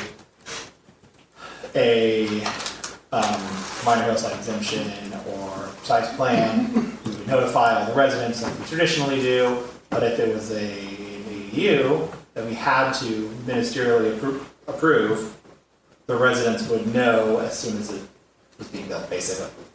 That's correct, Mr. Chairman. There would be no notification. If they comply with the development standards of that area, then they would be allowed to get the permit issued. Got it. And I know we are not required, I guess, but so when a precise plan goes out, does the city bear the cost of that notification, or is the applicant? No, Mr. Chairman, those are part of the development application fees. There is a notification fee, the application fee, and then any other mapping fees that we assess. Are we prohibited by state law from assessing a fee to notify of an ADU approval? That's something that we would have to look into, Mr. Chairman. If it's not on the books now, it could be viewed upon as we're adding additional costs, and the state could slap our hands on that. The only notification requirement that was added was when we drafted our SB 9 regulations. That we did include that, and that's just as a courtesy for neighbor awareness that an SB 9 project is approved, but there are no appeal rights. And Chair, if I may, with that noticing that Planning Manager Martinez is talking about, that's after it's been approved. It's not pre-approval. And with ADUs, it does specifically state we cannot do anything that would increase the cost of them doing the housing. So I could see them saying that by doing that, that we're increasing their cost unnecessarily. Got it. Okay. And since there's no appeal process, it's our condolences on behalf of the city of Torrance. Essentially, there's nothing that can be done because there's no appeal process allowed. Okay. And then, so in here, there was a line about the potential of denying these projects based on a safety issue. I'm trying to find where it was. I don't know if you can help me find it.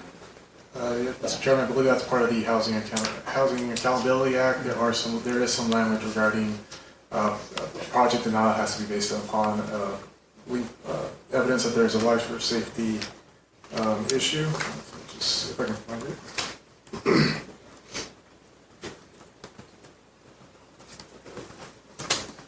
I guess while you're looking that up, I can direct this to Mr. Rhodes. We don't take advantage of having you here enough. Presumably, Torrance Fire. It still works. You turn it on. Yeah. Got the cobwebs on it. Presumably, Torrance Fire doesn't see something that qualifies necessarily. Because I know some members of the public saying, well, it's going to get to a point where we're not able to respond if there's a fire. And maybe you can address that. Yeah, Chris Rhodes, Senior Fire Prevention Specialist, Plans Examiner. So when it comes to ADUs, like Rigo mentioned before, we have very strict standards, certain rules that do apply. As far as fire access, same thing applies. So anything that's exceeding a roof eave of 27 feet requires truck ladder access, which then in turn means 30-foot road widths, which then in turn, that's how I get my outriggers out, that's how we perform roof operations. So all of that stuff is looked at not only at the plot plan, but during formal plan review. So all of that stuff is then looked at. Got it. So it's, there's the one piece of good news is that it's not exempt from fire safety rules. No, we have ordinances that protect us to perform those roof operations. Great. Thank you. Mr. Chairman, did find out language. It is part of the Housing Accountability Act. And then a denial of a housing development project would have to be because it has a specific adverse impact upon the public health or safety. Unless a project, basically that's, my apologies, sorry. Yeah, it means a quantifiable, direct, and unavoidable impact based on objective, identified written public health or safety standards, policies, or conditions as they existed on the date of the application was deemed complete. So something like that, I could see something where if a project was being proposed within our very high fire severity zones, if they were trying to not comply with certain standards, that could be a reason for a denial of the project. Got it. Okay. This question was answered. This one is outside of our purview as well. Maybe you can tell me you can't answer it. I'm totally fine with that. But Ms. Ferrero, may not even have an answer for this. So regarding vacancy taxes, I know other cities have addressed the idea of vacancy taxes. Is it legal to put vacancy taxes on specific types of properties, or is that an overall property? And I'll tell you where I'm getting at is, would it be legal for the city of Torrance, for example, to put a vacancy tax that specifically applied to ADUs?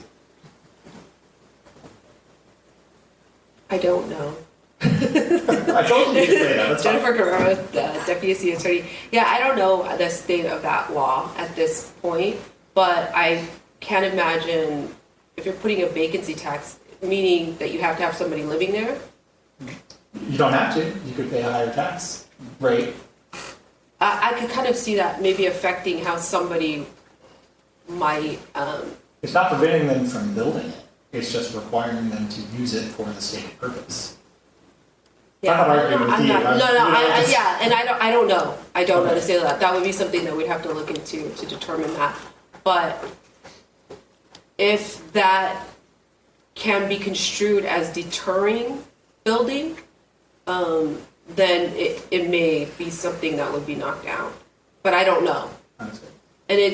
And just to also, sorry, I wanted to say this before, but just to give you an idea of all the laws that the state are coming up with, we get they pass 40 to 50 housing laws every year.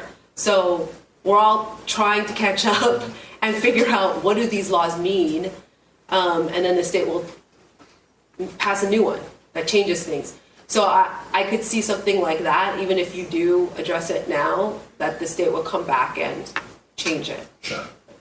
I'm just thinking, if we're in the spirit of the law, and the spirit of the law is to increase housing and increase affordability, then all that an ADU vacancy tax would do is ensure that we're increasing our housing and increasing our affordability. But yeah, it's a bigger question that I think we're here to ask, but something that I'd like to at least consider. Commissioner Bass. Well, I like the vacancy tax idea because it does encourage actual housing, not just units. I wanted to try to be brief and go through a few things, and this might be a wet blanket part. So there's a lot of people in the audience that are mature people like me who are homeowners. Okay, there's a lot of renters that I don't see in the audience, and they're the ones that want more housing. Some of them, brother, it's hard to find a starter home within 2 miles of the beach, but that's where they want it to be. It's not going to happen. That's not capitalism. Plenty of open land out in Sacramento, like you said. But I just want to caution that if you ask somebody who doesn't have a house, you'll get a completely different take. Just like here in Torrance, if I want to advocate about something that is local, I don't just go and talk to my own district councilman. I go talk to the other people, because they're all gonna be the ones that are gonna vote. So, there is a notion that, contact your state representatives. I'm gonna encourage you to contact more than just your state representative. For the most of us, it's Al and Ben, and Al has actually been on the right side of this. The ones to contact are the other ones who voted for SB 9, etc. Ms. Ramirez, we have a lobbyist, which you guys had testify at or present at the last, there was some get-together. Yes, Gonzalez and Sons. Gonzalez and Sons. One of the things, okay, so it would be fair to say that we paid him a fair fee for his professional opinions, right? I have no clue. I'm not part of that, so he gets paid a fee. I don't know. He gets paid a fee. Okay, so hopefully we pay him a fee. So we'll listen. One of the things that he made abundantly clear more than once, he stressed it. These bills are getting passed on a bipartisan basis. They are not a Democratic supermajority vote. So there's a lot of rural Republicans that are voting for this stuff.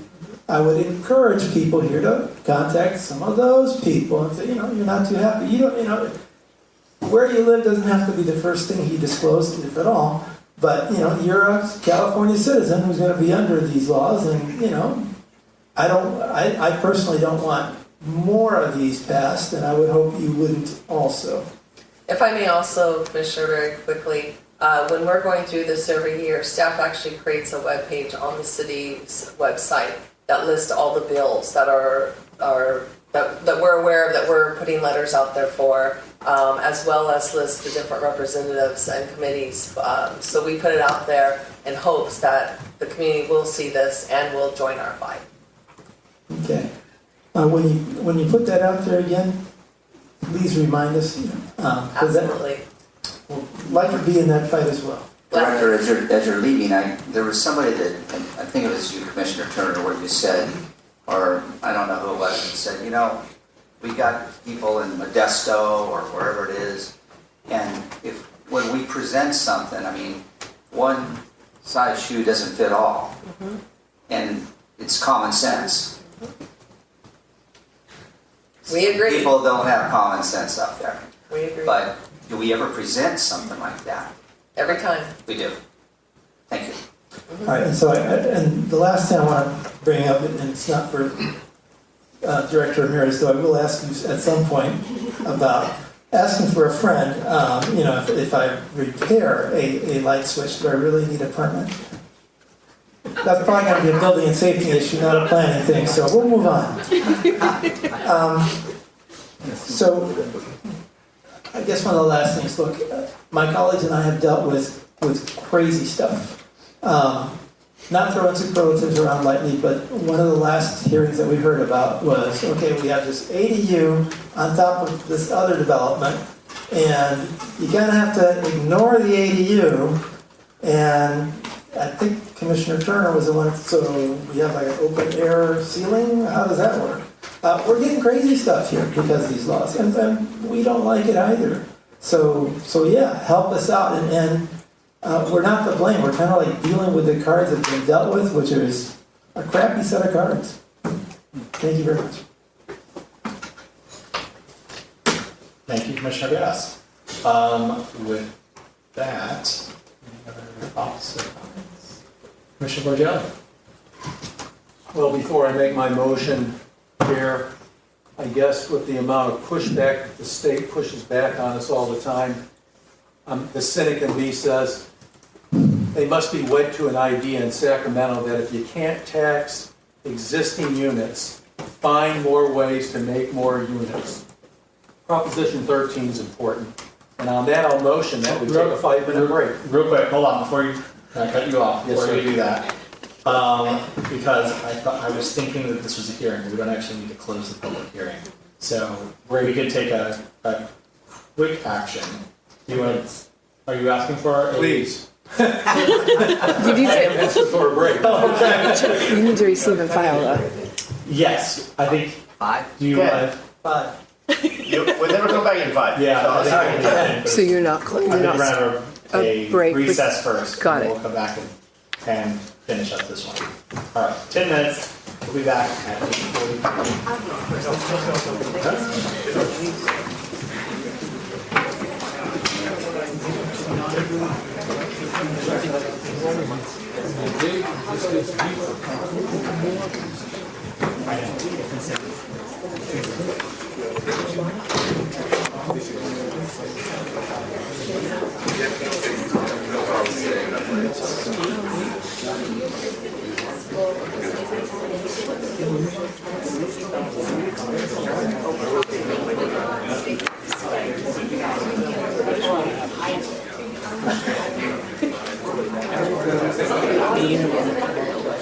It's just crazy. That's why he said if anyone wants to go for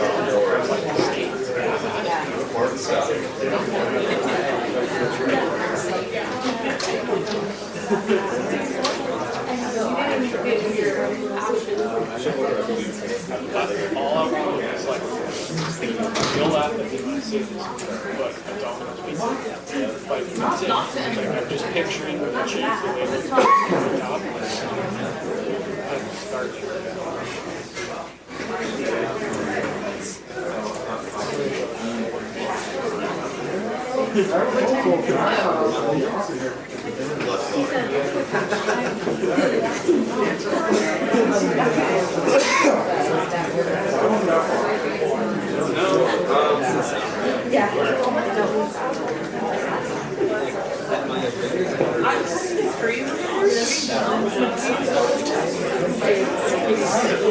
Right outside the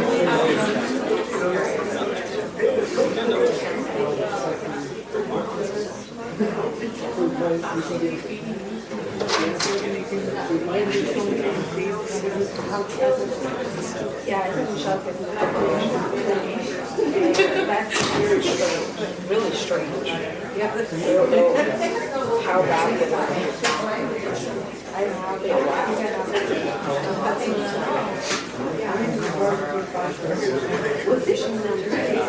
was like, so strange. Has it been No, so I haven't, this, I really yeah.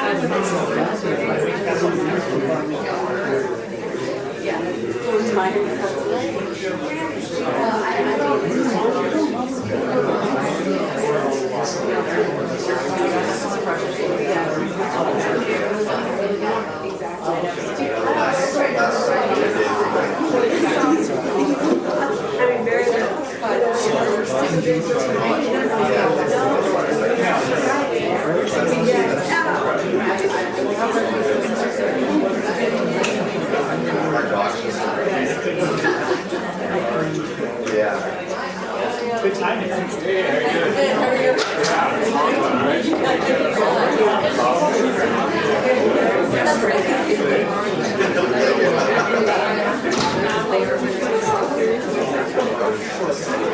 You know what, it's amazing the hillside, or the powers of the hillside, and how much of the time.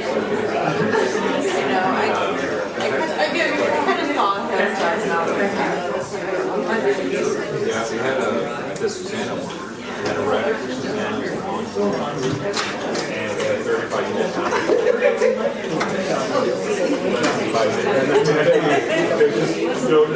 feels like this has been out there for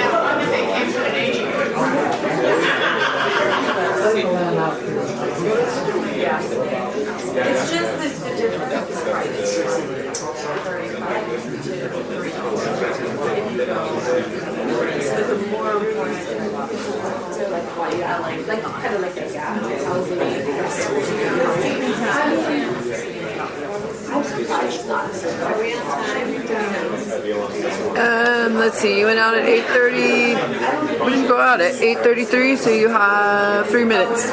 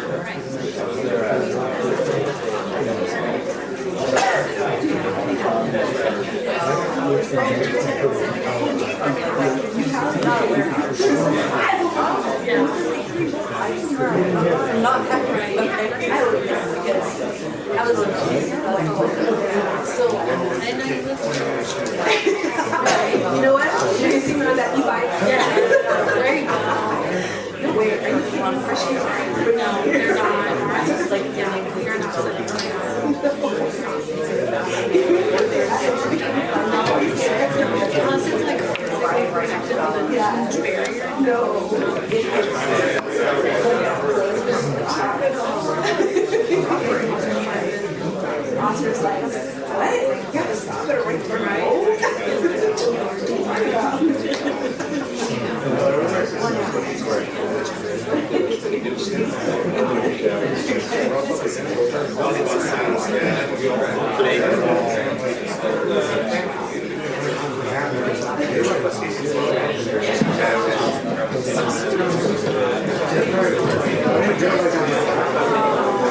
I think we've been at our 10-minute mark. Sorry, excuse me. Thank you, Commissioner. I agree. I know, that's what I was. Oh my goodness. Those poor people that are in for the public hearing. Right. That's what you're thinking. Excuse me, they're awful.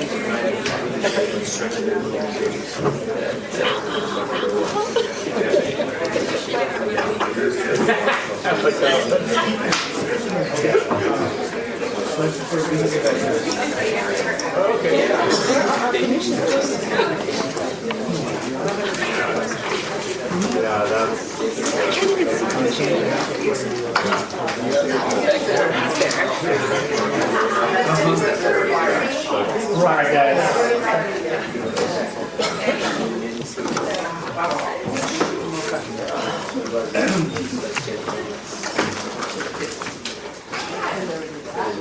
All right, I'm going to call us back to order at 8:45 p.m. Staff, can you please call the roll? Commissioner Anderson, Here. Commissioner Borgelli, Here. Commissioner Reyes, Here. Commissioner Root, Here. Commissioner Turner, Here. Commissioner Ely. Here. Chair Carson. Here. So Chair, all members are present. All right, thank you very much. So I do have a couple of just sort of quick summary questions. I know Commissioner Borgelli, I think you were ready with a motion, or maybe that, maybe. I motioned. Oh, you already got your motion done, okay. I was thinking we were gonna have to close the public hearing and discuss more, but it's not a public hearing, so we don't have to do that. So I will just quickly summarize then. One other question I had, just in regards to who has their hands tied. Our homeowners associations, how does this impact homeowners associations? I'm talking about not the sorts that are just neighborhood associations, but talking official people sign into it. As Chairman, Oscar Martinez, Community Development Director, in terms of like homeowners associations and related to accessory dwelling units, I can tell you that there is legislation that would prevent a homeowners association from preventing accessory dwelling units. So similarly, like if there's a plan development, if there's a HOA that's a part of that, they cannot have bylaws that would prohibit ADUs. There's legislation that makes requires them to allow them. Got it. Okay. And then just to circle back then on the hillside overlay itself specifically, it's still intact. And if you want to add an addition to your house that doesn't include an ADU, it still would work as it has worked since the 70s, or whenever this was created. So the hillside overlay ordinance is intact. Mr. Chairman, yes, it's still applicable to a single-family residential project. It would still be applicable to, let's say, a commercial development. There are some commercial zones there. If it was a standalone commercial development where they're adding a portion to the building or increasing the height of that building, that is also subject to the hillside overlay. Okay. But the only time it's not applicable is when an ADU is brought up. Well, the time when it gets a little bit more trickier is when it's involved. It's considered a residential. It's considered a multi housing project. So if it's more than one unit. Got it. And then one other question that I had was in regards to detached garages. So detached garage is part of the original, is an ADU built on top of that is an attached ADU or a detached? Because the garage is detached, I would think it would be detached, and it would have to follow detached rules, but If that garage is detached, there are provisions in the state law that allow them to convert that to the ADU. Maintaining it in the same place, the new portions, new additions of that would have to comply with the ADU law, which would be 4-foot setbacks along sides and rear. But if an ADU can be, if a detached ADU can be 1 story, an ADU on top of a garage, now the second story of this garage, With our updated language, we actually clarified what that was, so that would not be allowed. If it was on top of the garage, it's, the only way that that would be allowed is if it's attached to the primary residence. okay, so if the garage, If it's a detached garage, it's not, and you're building an ADU on top of it and leaving the garage, that's what you're saying, right? yeah. Chair, Commissioners, real quickly, that was just changed. So there are some that got through under the old policy that were allowed. So we've closed one loop, the hole, but not the big APM, unfortunately. Thank you. Okay, so that's good. At least that's been addressed. And then I guess just because we had mentioned some specific ideas for making the hillside overlay ordinance more objective. Presumably, staff has already floated those ideas. I know we talked about this, I want to say a year ago when we talked about, well, what if we had a specific measurement of view that was lost, or what was the Lot meter square. scuffs? Yeah. So what to keep in mind, Mr. Chairman, is that any modifications to that in one area of the city, because of the Housing Crisis Act, and because let's say you are down zoning or limiting the potential development of that area, there would have to be an area elsewhere in the city where we would have to increase densities or allow more higher, taller buildings, less setbacks or something like that because of that Housing Crisis Act. So if you're restricting it in one area, another part of the city would have to would take that brunt or those impacts. So wouldn't the safety element of that, because I know I brought this up when we were talking about the unit over by Primo. It's the Palisades fire, 11 a.m., 12 casualties, right? If that would have happened at 11 p.m., you would have had thousands because people were already having to abandon their cars to get out. We have a hillside here with very narrow streets. Sometimes I feel like I'm gonna get stuck at Riviera Elementary School during rush hour, right? Because it's awful to get out of that neighborhood when there's a lot of traffic. How do we implement that safety component in this? Because it's just the facts, like if a car breaks down and you can't get out, there is a safety component to this because we do have narrow streets. It is only parking on one side of the street. I think that that's something that should be reviewed because, again, density is great within reason, but when it becomes a safety hazard, we don't have subways to just get out underground. It's not a viable option. So, Commissioner Turner, one of those things that is reviewed because of the housing element and those RENA numbers, we are in the process of updating our safety element and our land use element. Those do take into account those concerns, and based on all the reviews so far, we still have a draft document. Based on the review so far, it doesn't appear it has impacted any or affected any of our life safety requirements, or it has not impacted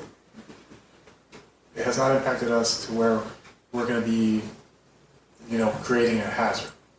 The one change that was updated recently, and this was by the state, and I would have to defer a little bit more to my colleague in fire prevention, but we do have an area in the city that now is within the very high fire severity zone.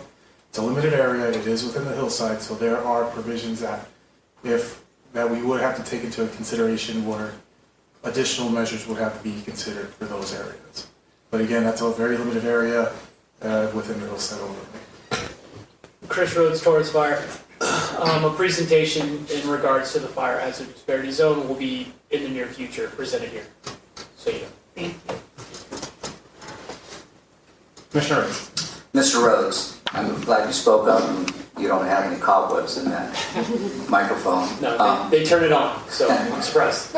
So, one of the questions I have, and it might upset some of the hillside people that really have parking on one side and parking on the other, but I've traveled up there quite often, and quite honestly, if I'm traveling up there sometimes, I know a fire rig will not get through there. I mean, I don't know, I don't know if that's going to help us or not, or what it's going to help, but have we ever went up there and did studies and driven a rig through there and had problems or not problems? That area has, we have 911 calls in that area. We can get engines up there, we can get rescues up there, we can do that. There are ways to get up there, yes. For those of us that don't know, where is there? Everywhere you're talking about, up on that hillside over. Because I mean, there are so many streets, right? So there's so many streets that I'm from the north end, so there's so many streets up there I've never even been on. So first-end engine companies are well versed on where their first ends are, where the actual traffic is at certain times. That's all taken into account in our response time. Well, I hate to put it on a microphone tonight and disclose it, but I mean, that's just a disaster waiting to happen if we have a fire. You know, I guess I'm making a comment to something that we're increasing density and we're increasing cars up there and everything else by, never mind, there's not a solution. A fire hazard severity zone presentation will be running in the near future. Thank you. All right, I don't think I see any more questions or comments. Can I just, it's so frustrating. Last meeting I was up here, I bit my lip because I was so upset about it. And it's just, we have to find some way because this is just such a big issue.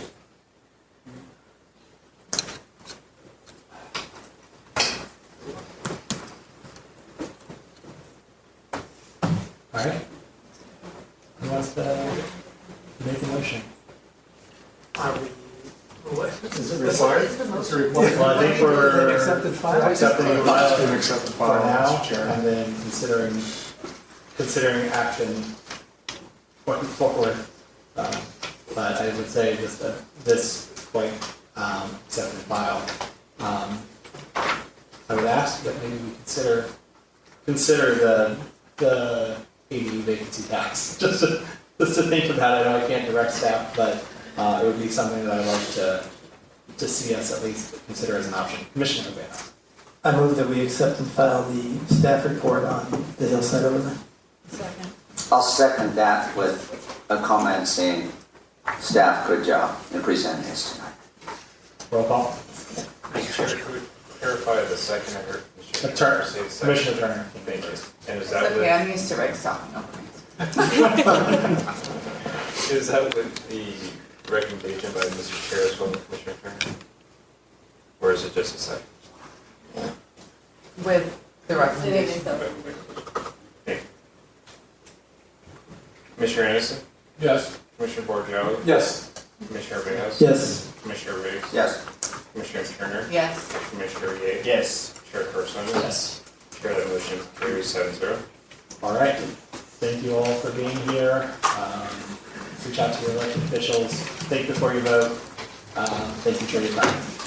With that, we are going to move on to agenda item 8A, which is a recommendation to conduct a public hearing to consider approval of CUP 25-00026. Is the applicant present? Or actually, staff, who present this item first.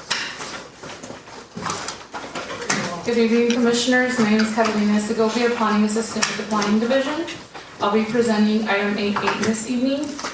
Item 8A is a recommendation from the Community Development Director that the Planning Commission conduct a public hearing and consider adoption of Resolution 2026-06 for approval of CUP 25-00026 to allow on-sale alcohol service at an existing theater on property located in the HDA 1 at 3525 Carson Street, Space 73, and determine a categorical exemption for the project in accordance with guidelines for implementation of the California Environmental Quality Act, Article 19, Section 15301, which is the existing facilities. The project applicant, which is AMC, requests approval of the Planning Commission to allow on-sale alcohol services. The applicant is proposing to allow the incidental on-site sale and consumption of alcoholic beverages in conjunction with the existing moving theater operations. Alcoholic beverages will be through Type 47, which include beer, wine, and distilled spirits. They would be sold in the theater by staff only from the existing concession and food services area and consumed within the interior of the theater only. Alcohol services would be an accessory to the primary theater use. Staff is available for any questions. Thank you. All right, thank you. Is the applicant present? Please come forward. While you make your way forward, I want to thank everyone who's here for 8A and 8B for sticking it out with us. I apologize that part took longer than I expected. Good evening, Mr. Chair, Honorable Commissioners. My name is Jennifer Oden. I'm an attorney at Solomon, Saltzman & James, and I have the privilege of representing AMC. With me here tonight is Keith Kramer, the Director of Dine-In Operations with AMC, and David Zuniga, the Assistant General Manager at the existing AMC Del Amo 18 location. First, I just want to thank your staff. I think this commission knows, I heard it from the prior item, but you guys have excellent staff. I love working with the city of Torrance and the staff here, professional, responsive, and just a pleasure to do business in the city of Torrance, and your staff speaks volumes for you, commissioners, and the city as a whole. As Catalina mentioned, this really is an accessory use at the existing AMC location. I think many of us, hopefully some of you commissioners, have visited the existing AMC, and maybe even other AMCs or other theaters that have beer, wine, and or distilled spirits. It's become part of the movie-going experience nationwide.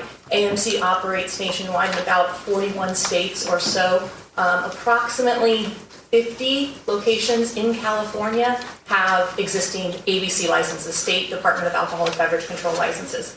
For the time that I've been representing AMC, I can't think of I'm going to knock on wood because I don't want to jinx anybody, but I can't think of a one violation. They do so responsibly. They have policies, procedures in place when it comes to the accessory sale, service, and consumption of alcoholic beverages in conjunction with the movie-going experience, and they would do so here at this location. I can go into those policies, procedures if the commission would like, but in the interest of time, I know it's been a lengthy meeting already. We are certainly available for any questions. All right, thank you very much. I'm going to have you not go too far, but I'm going to open it up for public comment, and then we'll bring you back up with some questions. Thank you, Mr. Chair. Are there any members of the public who are here and wish to speak on agenda item 8A? Seeing none, all right, you can come on back up. Sorry, this is fast. Commissioner Ye. Thank you, Chair. Yes, could you just kind of briefly run down how the operation is going to be with the alcohol service? Absolutely. So AMC will do alcohol service at this location, or intends to have its business operations with the ancillary use of alcohol, sales, service, consumption at this location, similar to a lot of locations in the state of California and also nationwide. Every single manager and employee with respect to sales, service, and consumption of alcoholic beverages receives responsible beverage service training program mandated by the state of California. So all employees, managers will have that training. AMC has a very robust and conservative, if you will, policy when it comes to asking for identification. So Keith, is it 60? 60 years old. If you appear 60 years old or younger, you're asked for identification. Of course, that identification is checked, right, thoroughly. And then the sale of alcoholic beverages will be from behind the concession stand. It is not available for a bar or a general public, to go up and pour your own alcoholic beverage. It is done from behind the concession stand. All alcoholic beverages are in distinctive cups or glassware. It's not what your fountain drink would be in, or a Slurpee or an Icy, anything like that. Regular auditorium theater checks are done because, of course, this is the movie-going experience. AMC does not want any disruption to that. So there's no tolerance for unruly or boisterous activity within the auditoriums itself. So theaters are checked about every 30 minutes or so.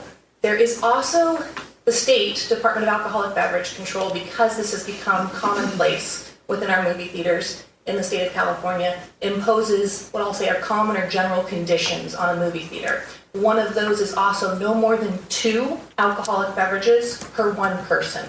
So if I come up and I'm with my husband and I can order 2, or or I can order 2, one for me and one for him. I cannot order more than that. Generally speaking, at AMC, 1, maybe a second is ever ordered by an individual, because it is just ancillary and you're paying a premium for the drink, and then also just enjoying it within the movie and not coming usually back out to the concession stand for it. So those are some of the policies and procedures with respect to business operations as to how it currently exists at locations and how it is intended at this location. So follow-up question, you say check 30 minutes, that means if I buy alcohol, the movie started, you got to have somebody walking in the theater and checking the beverage consumption. So what it is, and Keith or David could speak to this probably in more specificity, but you probably notice when just in your normal movie-going experience that somebody comes in, maybe you haven't, and looks up into the auditorium behind them and is monitoring, right, the auditorium, and that everything is okay. So it's not that the individual comes to the person that's consuming, but really the employee comes into the auditorium, looks around, and you can actually, it's really cool because it's the lighting from the screen can show the audience pretty well, and that employee looks, makes sure that everything is copacetic and there's no issues. Okay. What if there's minor consumption happens at a theater? So luckily, like I said, I knocked on wood because I didn't want to jinx AMC. Luckily, it has not been a problem. And I think the reason is, actually, in fact, I probably know the reason is because how responsible the theater is with respect to it. The ID checking, right? Sales to a minor is a misdemeanor in the state of California. It is cause for a violation of your ABC license. You can face suspension, fines. The person that sells can face jail time. So it really has not been a problem for AMC because they monitor and police it so well. And if it were, then it's immediately addressed. And AMC has a zero tolerance policy with respect to any employee that would sell or provide alcoholic beverages to a minor. The reason I ask this question is because we love to go to the AMC movie theater, and a bunch of kids, especially Tuesday and Wednesday nights, half price. So I love the theater. I grew up, going to AMC 20. Yeah, me too. And now going to AMC 18 because it's newer. So this is a great improvement. And also, if you have the seating or the recliner, that would be even great, even better. So that's why I want to find out, how do you guys take, this approach more seriously? Because Yeah, AMC. many kids are going there, and I know we love it. So Thank you. Yes, AMC is very serious about it, and I think their track record actually reflects how serious they are. thank you. Thank you. Commissioner Bejas. So we're supposed to read a disclaimer, so here we go. I have visited the property numerous times, and I will make my decision based on my observations during some of those visits, as well as the facts, evidence, and testimony presented to me this evening. You used the word boisterous.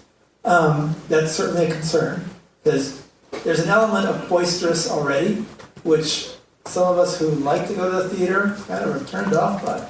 So you're saying basically that not only are you checking for somebody getting boisterous for alcohol, but just general making noise, etc. All the things that you get the warning about, but some people just don't take it. Correct. The AMC does not want, for that reason, right? Any of us that spend, myself included as a consumer, right, that spend our hard-earned money to go enjoy an experience at a movie theater don't want to be able to enjoy that experience, right, in quiet, the movie itself. So yes, that is top priority for AMC because that is the primary use, right? So adding alcohol to that as an accessory use, still top priority for AMC to ensure that that's not a problem. And hopefully those auditorium checks are one of the ways, right, in addition to if there was a concern or comment made, that those items could be addressed. So then here's a softball question, I hope. Have you guys actually booted somebody from the theater because of being boisterous? Absolutely. I'm going to assume so. But I'm going to look to the guys that do it. All right, Commissioner Riggs. So I must disclose also, I have an AMC stub, whatever that is called. Yeah, a rewards member. Rewards guy, and so I often go to the AMC theaters.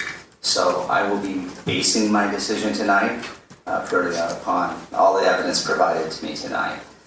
Saying that, I have been around to a lot of the theaters, and I know that we don't have alcohol at this one, and I've been to some of the ones that do. It gets a little bit more louder and stuff, I think, that some drinks coming in a little bit more boisterous. But I guess time is progressing here, and it is what it is. Yeah, AMC has been at this location for 20 years, a little bit over now, and it has become, to your point, Commissioner, it has become commonplace, right, within the theater industry, and not just for AMC, but competitors of AMC as well. And it's tough, right? There's a lot of competition, there's a lot of choices out there for consumers, and now with streaming services, there's choices from home. So what the ancillary alcohol, in conjunction with the Type 47 ABC license and the food at the location does is try to elevate that experience for a consumer, right? Where now it can become dinner, drink, and a movie all in one, right? With respect to a consumer going to the location. I guess my biggest fear is that I was once a young man that went and got drinks, and you can only have one as you buy or whatever, and then you have somebody else go get one for you, and then another, and then another. And there's probably no policing available for that. Other than your screen looking or... And truthfully, it hasn't been something that has been abused at the California locations or nationwide. And maybe one of the reasons, right, is we're catering to a more responsible crowd with respect to the price point. So it's not something where you're able to buy a $2, $3, $4, beverage. It's an elevated price point. And with respect to a movie length, an hour to 2 hours roughly, the general consumption is 1 if somebody chooses to partake, maybe 2. Thank you. Commissioner Hanson. I must disclose also that I've been at AMC's over the years, and will be making my decision, however, based on presentation of staff, this discussion and that experience. I guess it's been a while, but how long is this actually selling liquor in theaters been going on? I would say about 10 to 15 years roughly is when it first came into the marketplace, whether that was by AMC or Regal, Edwards, but about 10 to 15 years is when it became, it was new at that time, 10 to 15 years ago, and now, as you're hearing from me, and I think we all probably know just as consumers, has become more commonplace. How common is it in the local area? So the South Bay Galleria, the AMC at South Bay Galleria does have an ABC license.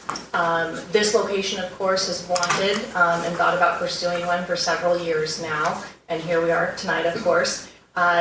Keith, with respect to the general Los Angeles area, how many roughly? Come on up. El Segundo has a facility that serves drinks as well. I know that for a fact.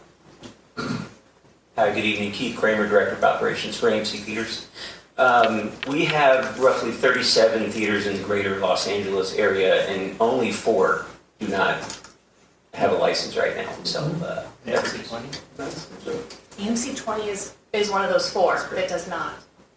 Yeah, so AMC Del Amo 18, AMC 20 in Rolling Hills, I think Covina is Correct. another location, and one other. In Northridge. Northridge is in the process. So then, I was wondering what prompts the interest in doing this now? And I guess, based on your answer there, it's a question of what took it so long to happen in Torrance.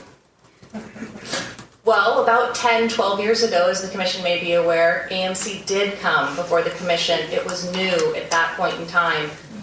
We're in that 10 to 15 year range, right, as to when movie theaters were introducing this concept. And there was trepidation.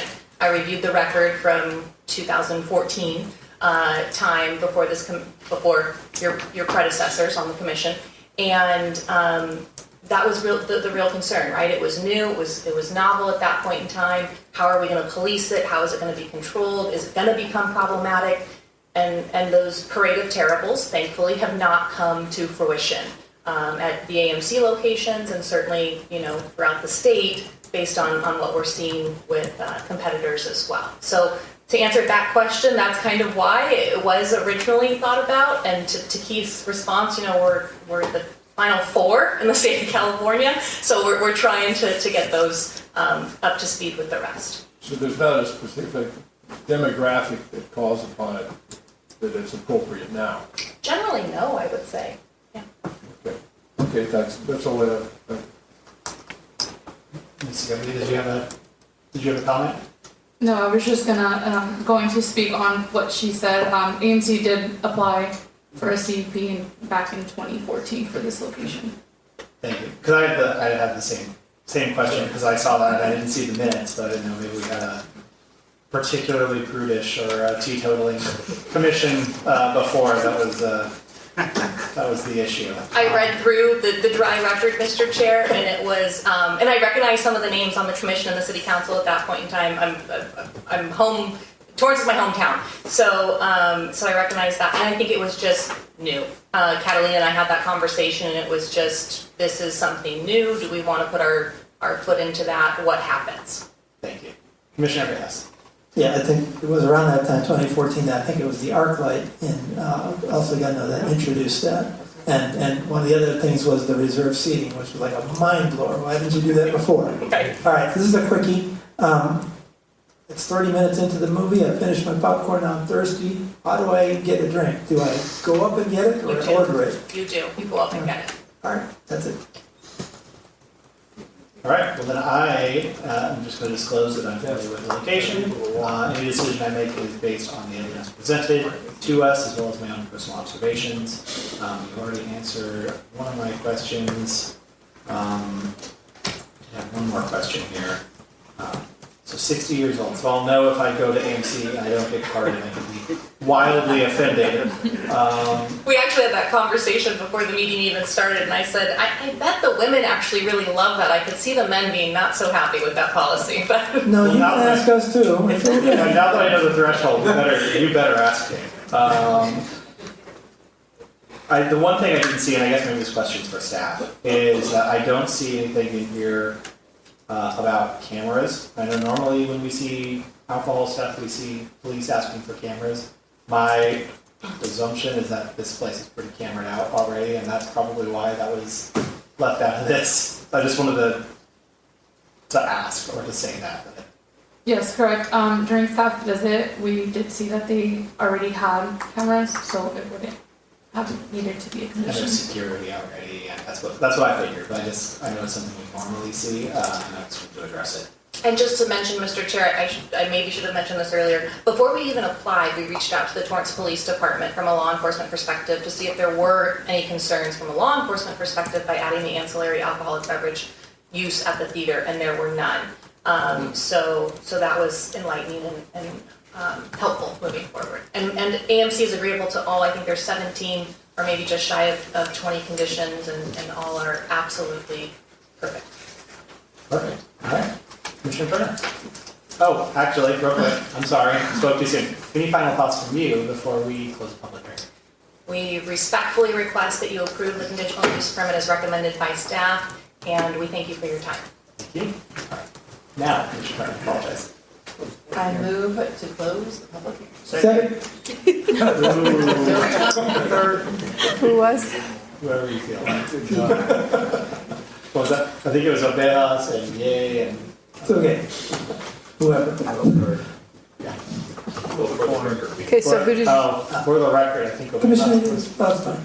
loudest. Just For Bass. Yes. Roll call, please. Commissioner Anderson? Yes. Commissioner Bordeaux? Absolutely. Commissioner Begas? Yes. Commissioner Riggs? Yes. Commissioner Turner? Yes. Commissioner Ye? Yes. Chair Torrance? Yes. Mr. Chair, that motion carries 7-0. All right. Commissioner Turner, you want to do it again? I move to approve CUP, adopt. Oh, we're approved. You're approved. I move to approve CUP 25-00026. Second.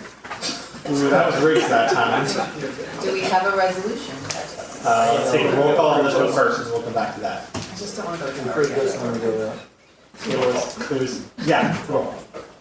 Commissioner Anderson? Yes. Commissioner Bordeaux? Yes. Commissioner Begas? Yes. Commissioner Riggs? Yes. Commissioner Turner? Yes. Commissioner Ye? Yes. Chair Torrance? Yes. Mr. Chair, that motion carries 7-0. All right, now we have a resolution, if we can get one for entitle. Planning Commission Resolution Number 2026-006, a resolution of the Planning Commission of the City of Torrance, California, approving a conditional use permit as provided for in Division 9, Chapter 5, Article 1 of the Torrance Municipal Code to allow on-sale alcohol service at an existing theater on property located in the Hawthorne Boulevard Corridor Specific Plan, Del Amo Business Subdistrict 1, zone at 3525 Carson Street, space number 73.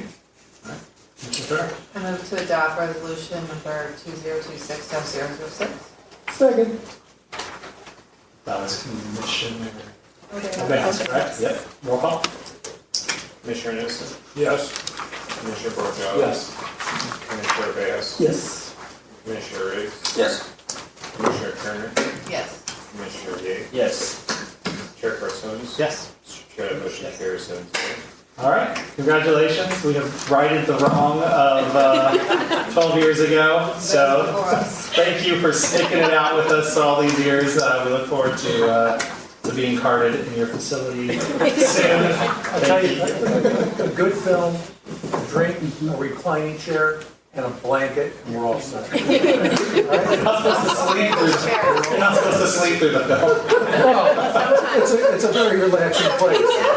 And you can sell me another one, you can come up and say, hey, don't be a stowaway for the next film, you gotta get out. Yeah. All right, thank you for your continued investment in the city of Torrance. Thank you. Congratulations. Thank you. That takes us on to agenda item 8B, which is the recommendation to conduct a public hearing to consider approval of CUP 20-00003, PIB 20-01002, and EAS 20-01001. And I guess I should clarify that we have revised resolution, two of those resolutions are revised, correct? That is correct. Okay, perfect. All right, staff, would you please present this item? Good evening. Good evening, Commissioners. Natalie Niemeyer, Planning Associate.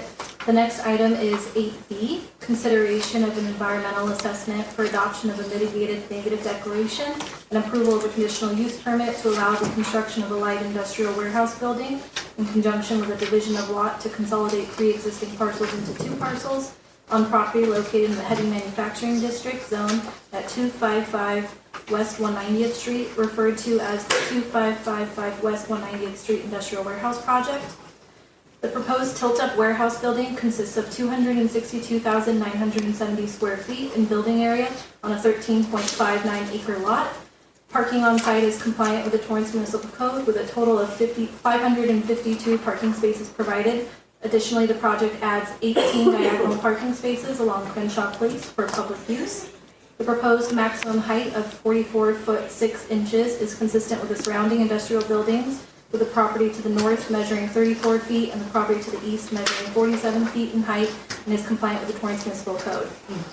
In accordance with CEQA, the potential impacts associated with the project were assessed in an initial study/mitigated negative declaration. A copy of the study was initially circulated for public review and comment last year in February. A total of 5 comments were received, and in response to comments, the applicant provided a revised MND. The revised study was recirculated for public comment and review during a 30-day period that began December 16, 2025 and ended January 15, 2026. A total of 2 comments were received. No new substantial environmental issues were identified, and all issues raised in the comment letter were adequately addressed in the revised study in response to comments. All potential environmental impacts associated with the project were found to be less than significant with the incorporation of mitigated measures. Therefore, staff recommends adoption of the revised MND. The project, as designed, demonstrates transition and scale and conformity with the surrounding area by positioning the building central to the site, allowing for extensive setbacks from all property lines with a front yard setback minimum of 140 feet, allowing for a buffer from the public right-of-way to the proposed building. The project architecture demonstrates appeal through modulation of building masses, elevations, and roof lines that promote visual interest. High-quality materials such as black painted metal trim, wood trim, and ivy paneling are proposed to further enhance articulation. The project would allow for additional business and employment growth within the city. The general plan recognizes the importance of the area as a means to achieve employment objectives and promote viable industrial development. For these reasons, staff recommends adoption of the revised MND and approval of the project as conditioned. Staff and the applicant are available for any questions you may have. The applicant will now provide a brief introduction to the item. All right, thank you very much. The applicant can come forward. Before you speak, though, I think we have one important disclosure. Well, I'm going to have to disclose, this has never happened before, I think, that I'm going to have to disclose 3 fronts tonight. First, I'll have to disclose that I have a personal relationship with Mr. Frank Scotto that is representing, and I have no financial interest or anything other than a friendship with Mr. Scotto. Secondly, I have a relationship with South Bay Community Church, which I go to, which is within 500 feet or 1,000 feet. I have no financial interest there other than I make donations to them. I've asked our city attorney, would I have any conflict or anything? I was told no. Secondly, Thirdly, this is a wild one. This has never happened before. My wife works in Long Beach, and I often stop by on a surprise visit out there to say hello to her and surprise her. And so I did so on my way to Orange County today. As I did so, I was leaving, and I had read through the dockets there regarding Comstock. I'm in the real estate industry, and there's a gentleman by the name of Gary Comstock. And so as I was leaving my wife's office, I was walking out the lobby, and I looked over and I saw Comstock in this big glass building. And I thought, that's not Gary's office. He couldn't have a beautiful office like that. So I walked through the glass and I looked around and I saw 2 people sitting inside of an office building there. And I walked over and I asked them, gee, do you know Gary Comstock? And then they said no. And then I said to them, you don't happen to do any business with the city of Torrance, do you? They said yes. And then I said, well, will you be presenting something tonight? And they said yes. And I said, oh, I'll probably see you tonight. I'm a commissioner of the city of Torrance. Now, me walking in there, I want to profusely apologize. It probably could have scared you. It probably like, this guy's going to shoot us. This guy's going to, whatever's happening here. I profusely apologize. I have been presented something to read tonight. So I have no interest really from my church next door. For the purposes of transparency, I wish to disclose that my relationship with the church next door, although I do not have any disqualifying financial interest under the government section code 87100, I am choosing not. I'm saying I am choosing myself to recuse myself from consideration of this item to avoid any appearance on the bias, and I will step down from the dais right now and not participate in any discussion tonight. Once again, I apologize if I had anything to walk in there and frighten you at all. So, thank you. Divine intervention. See you later. Chair I'll call you back. Mr. Borgelli. I also know former Mayor Frank Scotto and have a personal relationship. I'll be very objective. We'll make our decision this evening based on the evidence that's presented, and that's the case. Cheers. For the record, Commissioner Grace is left.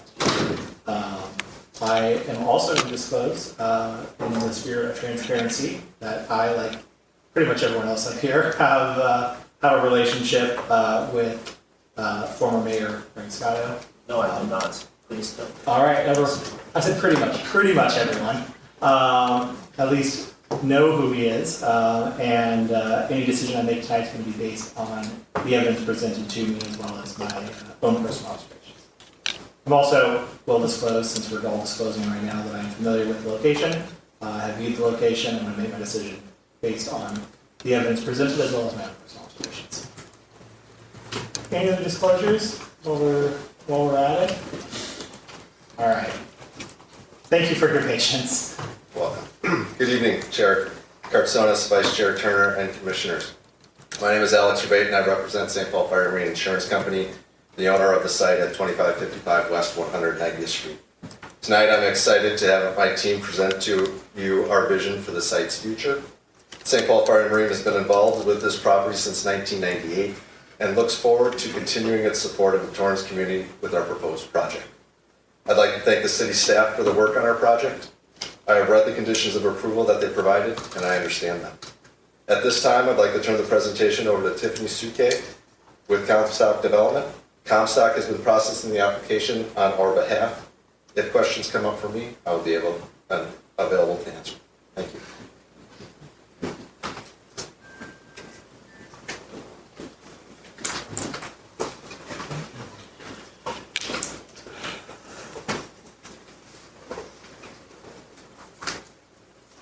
Good evening, Chair Cartsonis, Vice Chair Turner, Commissioners. Tiffany Suke with Comstock Development.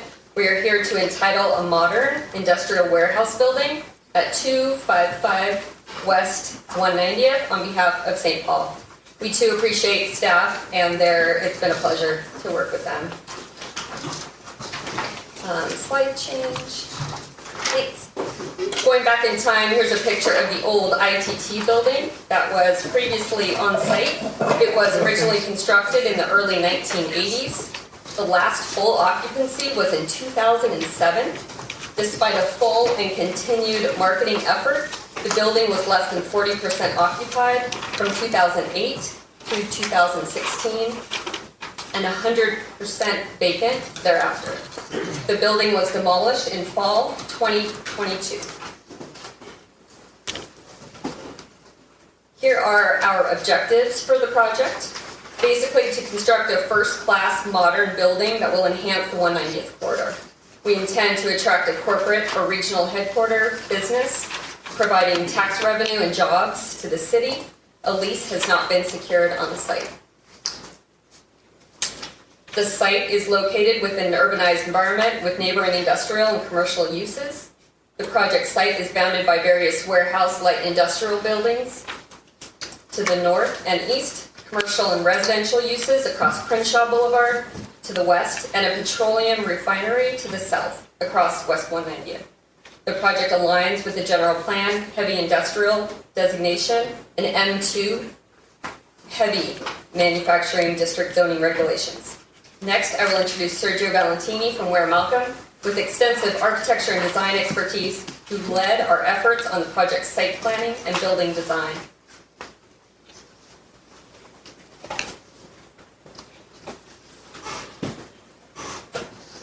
Good evening, commissioners and staff, and thank you for having us. I'll try to be brief because I'm sure you all have seen this. If we can go to the next slide. We can see here the site plan of the building. As mentioned, the site is 13.5 acres, 13.59 to be accurate. Over the years, the development plan is shrank. We were over 300,000 square feet at some point, and going through comments and everything, we ended up at 262,970 square feet. The building as proposed can support up to 157,782 square feet of manufacturing based on the parking that we were able to fit on the site. And the remainder of the area will be, lots of numbers, 78,891 square feet for warehousing and 26,297 square feet for office. That, of course, can change once a tenant is found. Besides the 552 parking spaces that you can see on site, we also have potential for up to 46 tractors, only 8 of which are shown active in this plan that can support the manufacturing.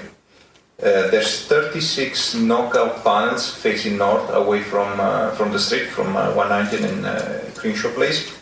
And the loading operations and access are at the back of the site, basically access from Crenshaw Place away from 190. 190 is where the 2 office pods that you can see there at the corners are located along the street. You can go to the next slide. We designed a building which I like to categorize as a first-class industrial building, very modern. And we had a long front along 190, so we spent a lot of time playing with the architecture of the front, breaking it down in multiple masses to avoid one long flat plane. In fact, we have change of plane, we have change of parapet height, we have use of different colors, you can see with the blue and the white, to articulate the building in a more urban setting. We also allowed for potentially even 3, let's call them office pods, 2 at each end of the building and 1 in the middle.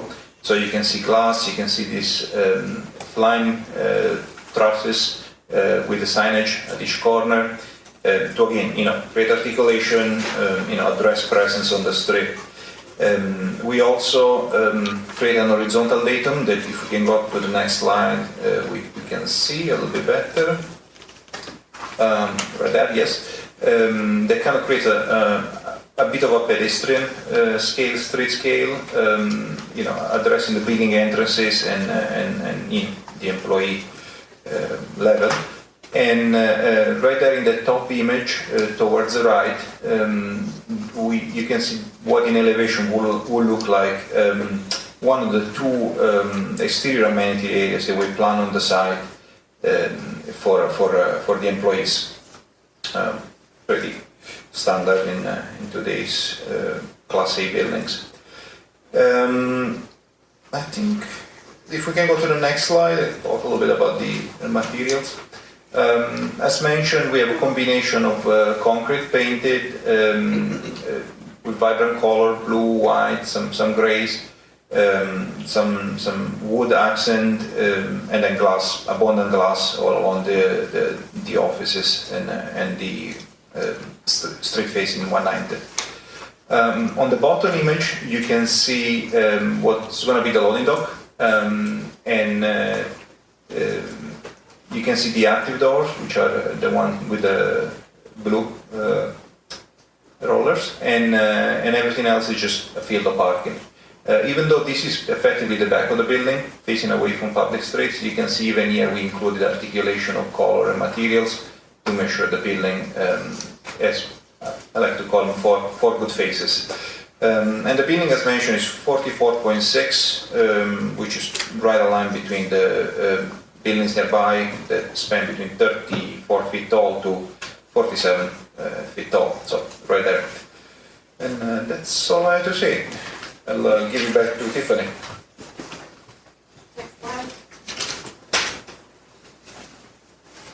The City Public Works Department, our civil engineer and our traffic engineer who's here tonight worked tirelessly to design the best circulation for this project. Trucks will access the project only from Crenshaw Place to keep traffic flowing on 190th. Signs will be installed to prohibit trucks from entering on 190th. And to ease that truck access, 190th will be widened in front of the project to create a new right-hand turn lane onto Crenshaw Place. Crenshaw Place will also be widened by 18 feet and striped with new diagonal parking spots for public use. Access to the gated secured truck loading areas will require trucks to enter the site via the northerly driveway on Crenshaw Place. Our experts also studied air quality, global climate change, health risk, energy impact analysis, and noise. All impacts were deemed less than significant with a few mitigation measures that are included. Next slide.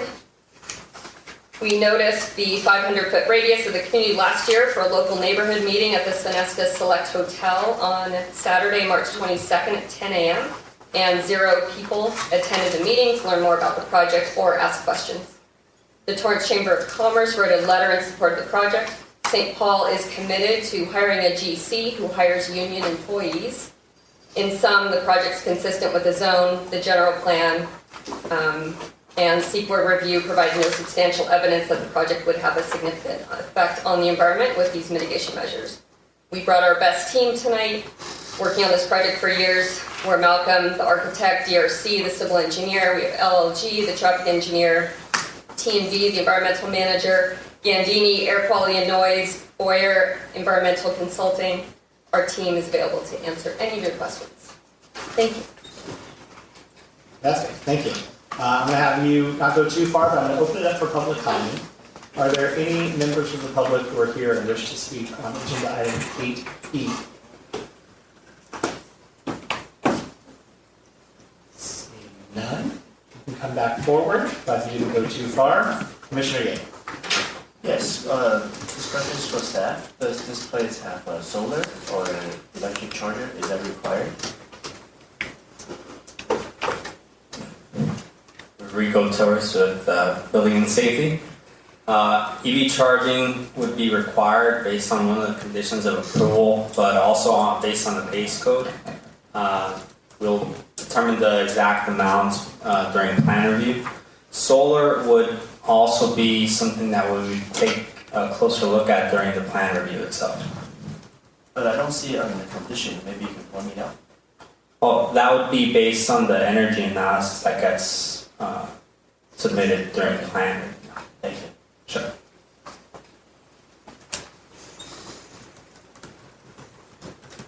All right, any other questions? Commissioner Bass.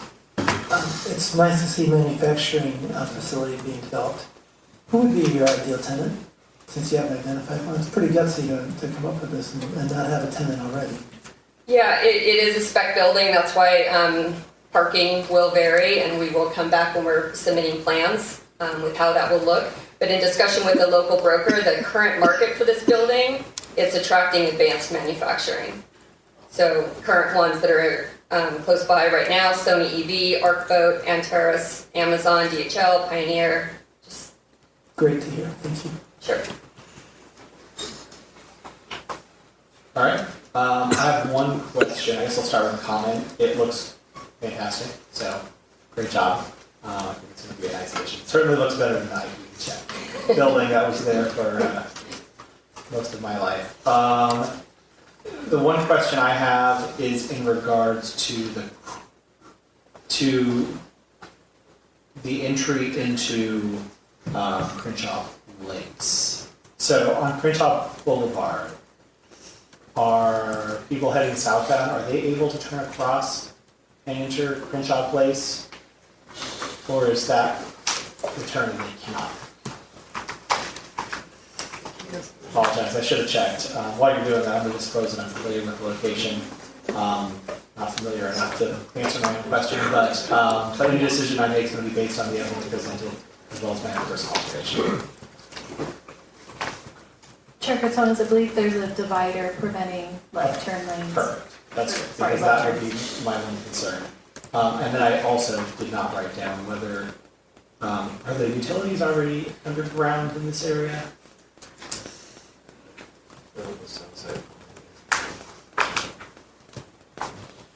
They are on the south side of 190th.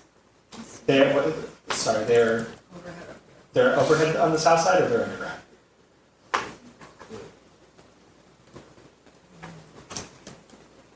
Chair Cartonis, there are overhead power lines on the south side of 190th, and there may be power lines on the north side of 190th as well. The project plans were reviewed with the staff from the Public Works Department and determined that the feasibility of undergrounding those utility lines would not be able to be achieved. So they would remain in place. Any power lines that can be undergrounded, certainly on the site would be undergrounded. Okay, thank you. That was sort of the answer that I expected. That's all I had. Any thoughts from you before we close the public hearing? We just have had a pleasure dealing with Natalie and staff, and thank you for your consideration tonight. Thank you. All right, you can have a seat. Commissioner Turner. Thank you for bringing your business to Torrance. I move to close the public hearing. Second. Roll call. Commissioner Anderson, Yes. Commissioner Borgelli. Yes. Commissioner Bejas. Yes. Commissioner Turner, Yes. Commissioner Ye, Yes. Chair Cartsonis. Yes. Chair, the motion carries 6-0 with Commissioner Reyes recused. All right. Commissioner Turner, you want to make a motion? This one to go. And move to approve CUP 20-01003 and division of lot 20-01002, inclusive of the environmental assessment EAS 20-01001. Let me just make sure. Do you want us to identify at this point that we have a revised? That's during the adoption though, isn't it, of the resolution? Yes, correct. That would be during the adoption of the resolutions. And when we do get to the resolutions, we want to adopt the environmental resolution prior to the other two. So we'll do it separately. So my question would be, sir, if we approve all three of these conditional use permit, division of lot, environmental assessment, does it require us to also say that we approve or adopt the mitigated negative, I can't say it, negative declaration, or do these three things do that? Commissioner, I believe we'd be asking for it to be separated for the adoption of the mitigated negative declaration Okay, first. So there's approval of these three, but the first one is us to say on record, we accept the mitigated negative declaration. Adopt the Adopt it. mitigated negative. Okay, so then I will motion to adopt the mitigated negative declaration. I hope I don't have to say that anymore, MND. And then I'll let a substitute motion. I'll let Commissioner Turner then do the adoption or the approval of the other CUP division and environmental. I'll Is that just how? second his motion, Oh, hang on. Wait. because it kind of overrides. Yeah, this one was confusing, So Just help us with the order. So we have a motion right now, or a substitute motion, to adopt the mitigated negative declaration. That would be correct. Staff would That's what you recommend, want us to do.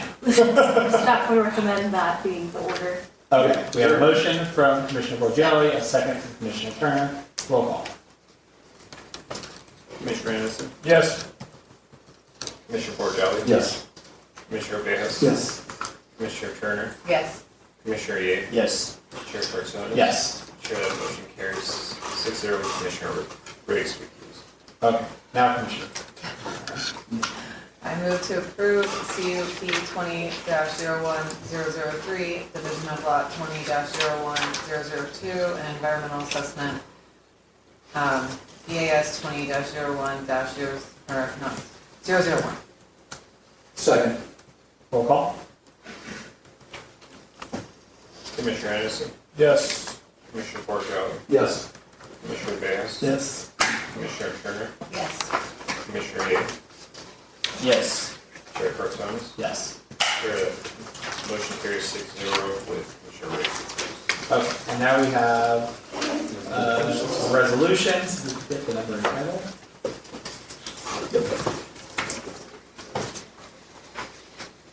And we need to identify which one are the revised ones? Yes. 26 and 27. Planning Commission Resolution Number 2025-028, resolution of the Planning Commission of the City of Torrance, California, approving mitigated negative declaration for the 2555 West 190th Street Industrial Warehouse Project in accordance with the California Environmental Quality Act. And Mr. Chair, in the same order that we approve the project, we would ask for Take action on. correct Okay. resolution. All right, so we have a number and title Looking for a motion. A motion to adopt. Help me out with the resolution again. 2025-028. I couldn't find it, so I couldn't remember. So that's my motion. Second. All right. Roll call? Commissioner Anderson, Yes. Commissioner Bordeaux, Yes. Commissioner Bejas, Yes. Commissioner Turner, Yes. Commissioner Yates, Yes. Chair Cartsonas. Yes. Mr. Chair, that motion carries 6-0 with Commissioner Riggs recused.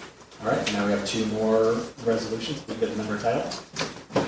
Revised Planning Commission Resolution Number 2025-026, a resolution of the Planning Commission of the City of Torrance, California, approving a conditional use permit as provided for in Division 9, Chapter 5, Article 1 of the Torrance Municipal Code to allow the construction of a light industrial warehouse building on property located in the heavy manufacturing zone at 2555 West 190th Street.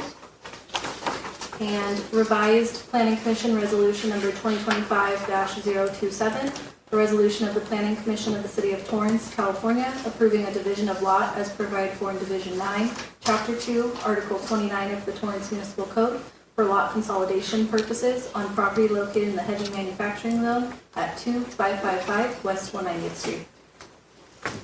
All right, Commissioner Bass. I move that we adopt revised resolution 2025-26 and revised resolution 2025-27. Second. Roll call? Commissioner Anderson, Yes. Commissioner Bordeaux, Yes. Commissioner Bejas. Yes. Commissioner Turner, Yes. Commissioner Yates, Yes. Chair Cartsonas. Yes. Mr. Chair, that motion carries 6-0 with Commissioner Riggs recused.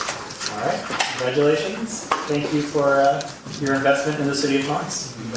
Thank you for bringing manufacturing back. Right. All right, really quick, I'm going to go and grab Commissioner Riggs.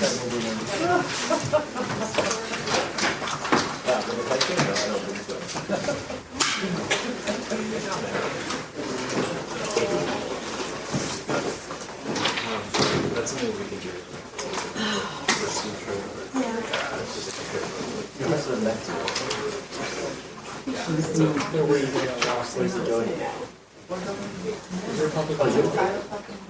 You are. Well, I'm going to make sure this goes to midnight.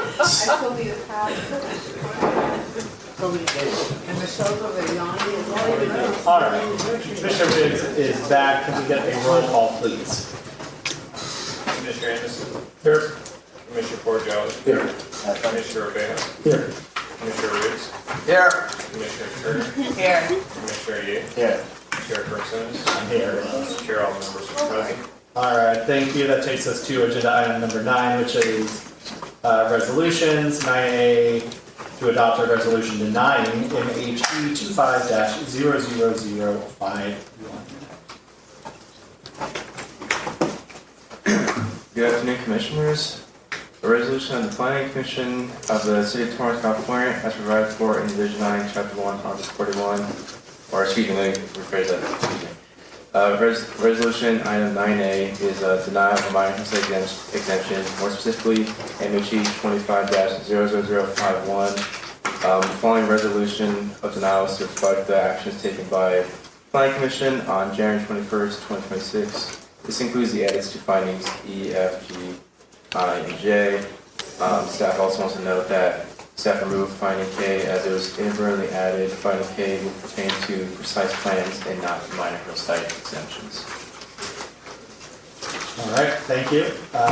You're very generous with throwing around your afternoons. Good afternoon. Part of the job. Thank you for being so patient and sticking around with us till the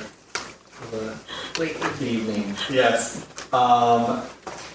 Presumably the applicant is not present, but are there any members of the public who wish to speak on agenda item 9A? I actually represent the applicant. Okay.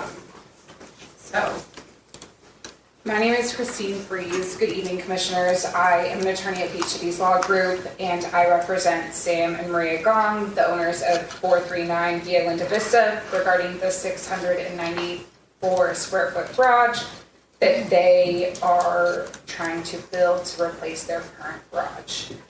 Prior to adopting the resolution, I want to highlight that the plans submitted do in fact contain a roof plan. Additionally, the submitted plans are compatible with the existing neighborhood for 3 main reasons. First, the garage plan has setbacks that meet or exceed the minimum code required setbacks of the R1 zone. Second, the attached garage measures 10.5 feet high, well below the allowable 14 feet to qualify for the MHE. Third, and finally, city staff also concluded that the garage will not have an adverse impact as the adjacent neighbors to the east sit significantly higher than the property, and the neighbors to the north won't have adverse privacy impacts because the plans propose vegetation along the property lines. Therefore, there is no legal reason to deny the permit. Thank you. Thank you. Any other members of the public wish to speak on agenda item 9A?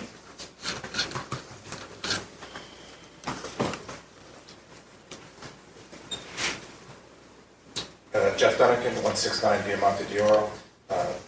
Those plans do not have a roof. The submission, the plans were for a 2-story building for an MHE, which cannot move forward as planned. There is no roof line. It does not conform with the neighborhood. It does not conform with any neighborhood appearances. The roof line is not a real roof line. It is an ADU roof line.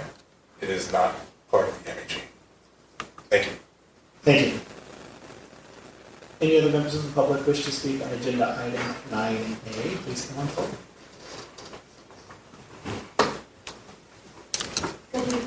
Good evening, Jennifer Adams. I agree with everything that Jeff just said, and then I would add that the vegetation has been an ongoing concern for us and the surrounding neighbors and Sam and Maria, the property homeowners.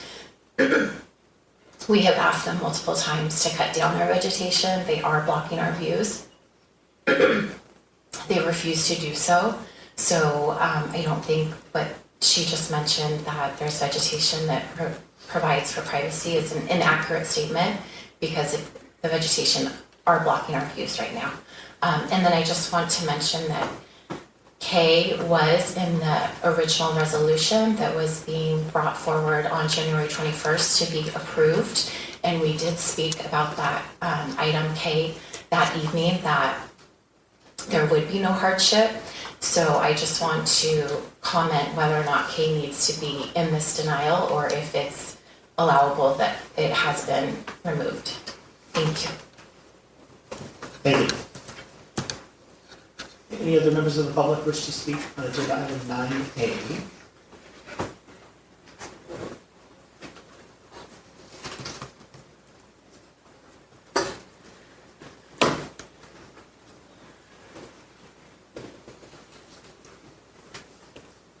Michael Walkvogel, residing at 126 Cayuga. I'm one of the appellants. You probably remember that is concerning 9A. I'm just want to make sure we're not relitigating this resolution based on council's statements. Assuming we're not. That's it. Thank you.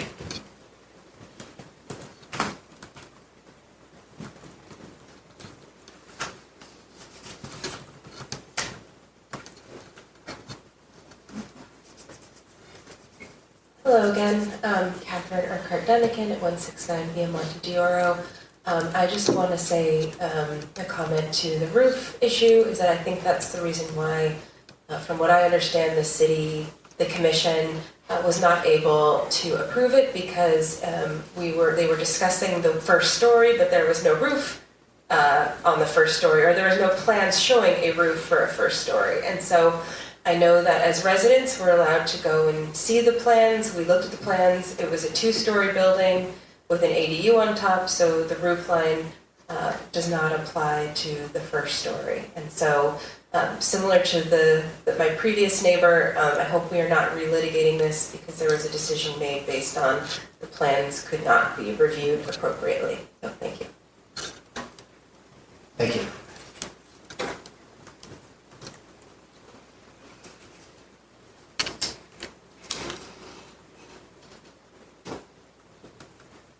Good evening, Elizabeth Spatz. I was here when the appeal was reviewed, and one of the points that was brought up was a missing door on the plans. And when the architect was asked about the missing door on the plans, he said, yes, that he had forgotten the door, and that was a mistake, and that the plans were not complete, which caused the commissioners to state you can't review a plan and approve it if it's not complete. They were inaccurate plans. So that was my memory of where the plans stood, so I don't think we should relitigate again.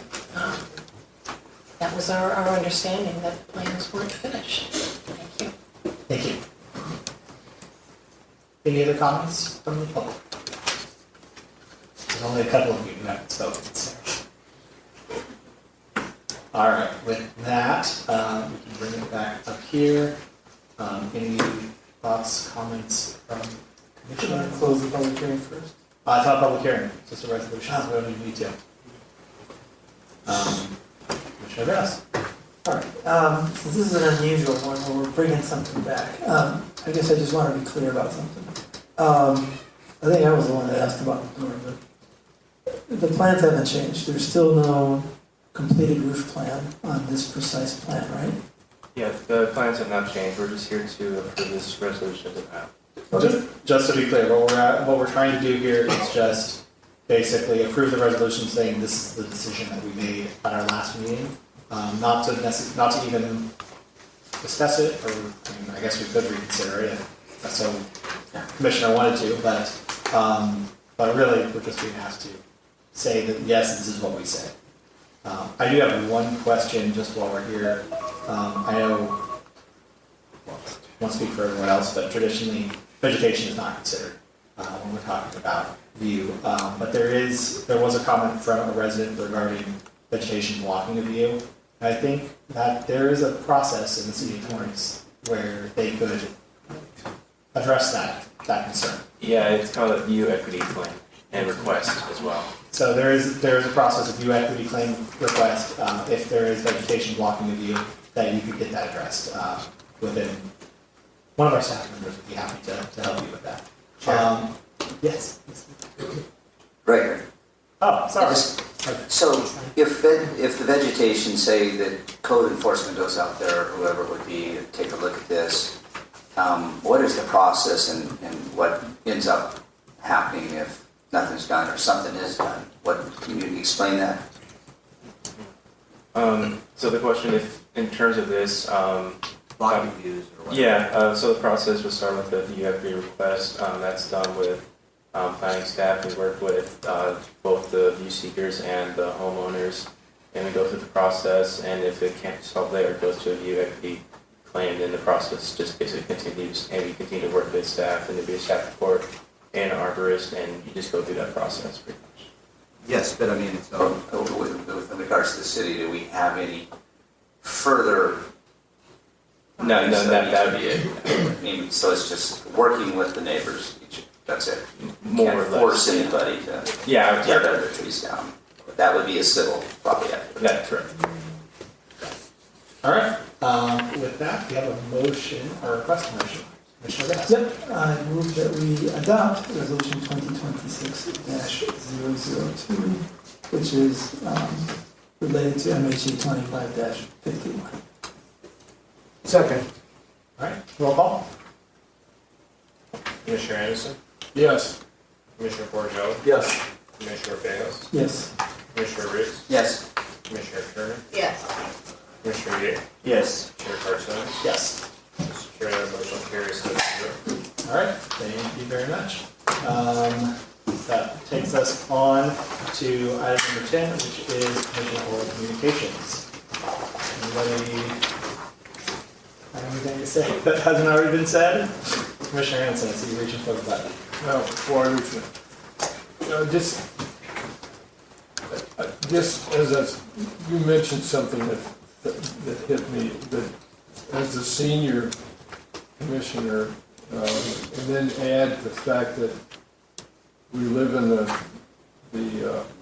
hillside overlay, and I've been president a couple terms of Hollywood Riviera Homeowners Association. I've had a lot of different perspectives on the hillside overlay and how it's come to be and how it's come to change since we moved in like 1980. And I have to I'm amazed at staff because it seems, the comical picture I have in mind is like whack-a-mole. You know, you think you've got it, and you've got it over here, but it pops up over there, or it's going to affect you over here. And it's such a complex animal that they're working with that I really have a deeper appreciation because of this conversation than I've ever had before. So, I really commend the staff. Anyone else? I guess I'll ditto that, to commend you guys. You get up in the mornings or whatever time you get here. You're still here at 10 o'clock tonight. So, okay, I'll make it quick. And I was going to say something, but you threw me off. Oh, I want to say that I think we have a good commission here too, with a lot of good input, and I think we do a pretty good job too. I'm happy to be with you guys. Commissioner Bass. I went through that process of going through the Hillside Overlay District to get something built. So long before all these new rules and new craziness came along, there was a lot of acrimony caused by some of the subjective rules. And to be honest, I look forward to more objective rules. That would be a positive net gain in my view. Thank you. All right, I'll add to that. I appreciate staff as well. Thank you guys for all your hard work. I only, regret that you sometimes get undeserved pressure and attacks from people who don't necessarily understand the process and who may not understand that you aren't on their side fighting for them. So hopefully you feel the appreciation from people like us who understand the hard work that you guys are doing. Any thoughts from staff? No thoughts. Okay, perfect. All right, with that, unfortunately, I'm going to throw it over to you, but it's a good thought out. Yeah. Just a reminder, March 18th is what we're looking to hear. Yeah, correct. I've written that down, so I'd like to make a motion to adjourn planning commission meeting to Wednesday, March 18th, 2026, at 6:30 here in the chamber. Second. Yours first. You're first. Yeah, what is the second? What did you just say? Commissioner Anderson? Yes. Turner. Commissioner Bordeaux? Yes. Commissioner Bejas? Yes. Commissioner Riggs? Yes. Commissioner Turner? Yes. Commissioner Yates? Yes. Chair Kirkstone? Yes. Mr. Chair, the motion carries. All right, we're adjourned.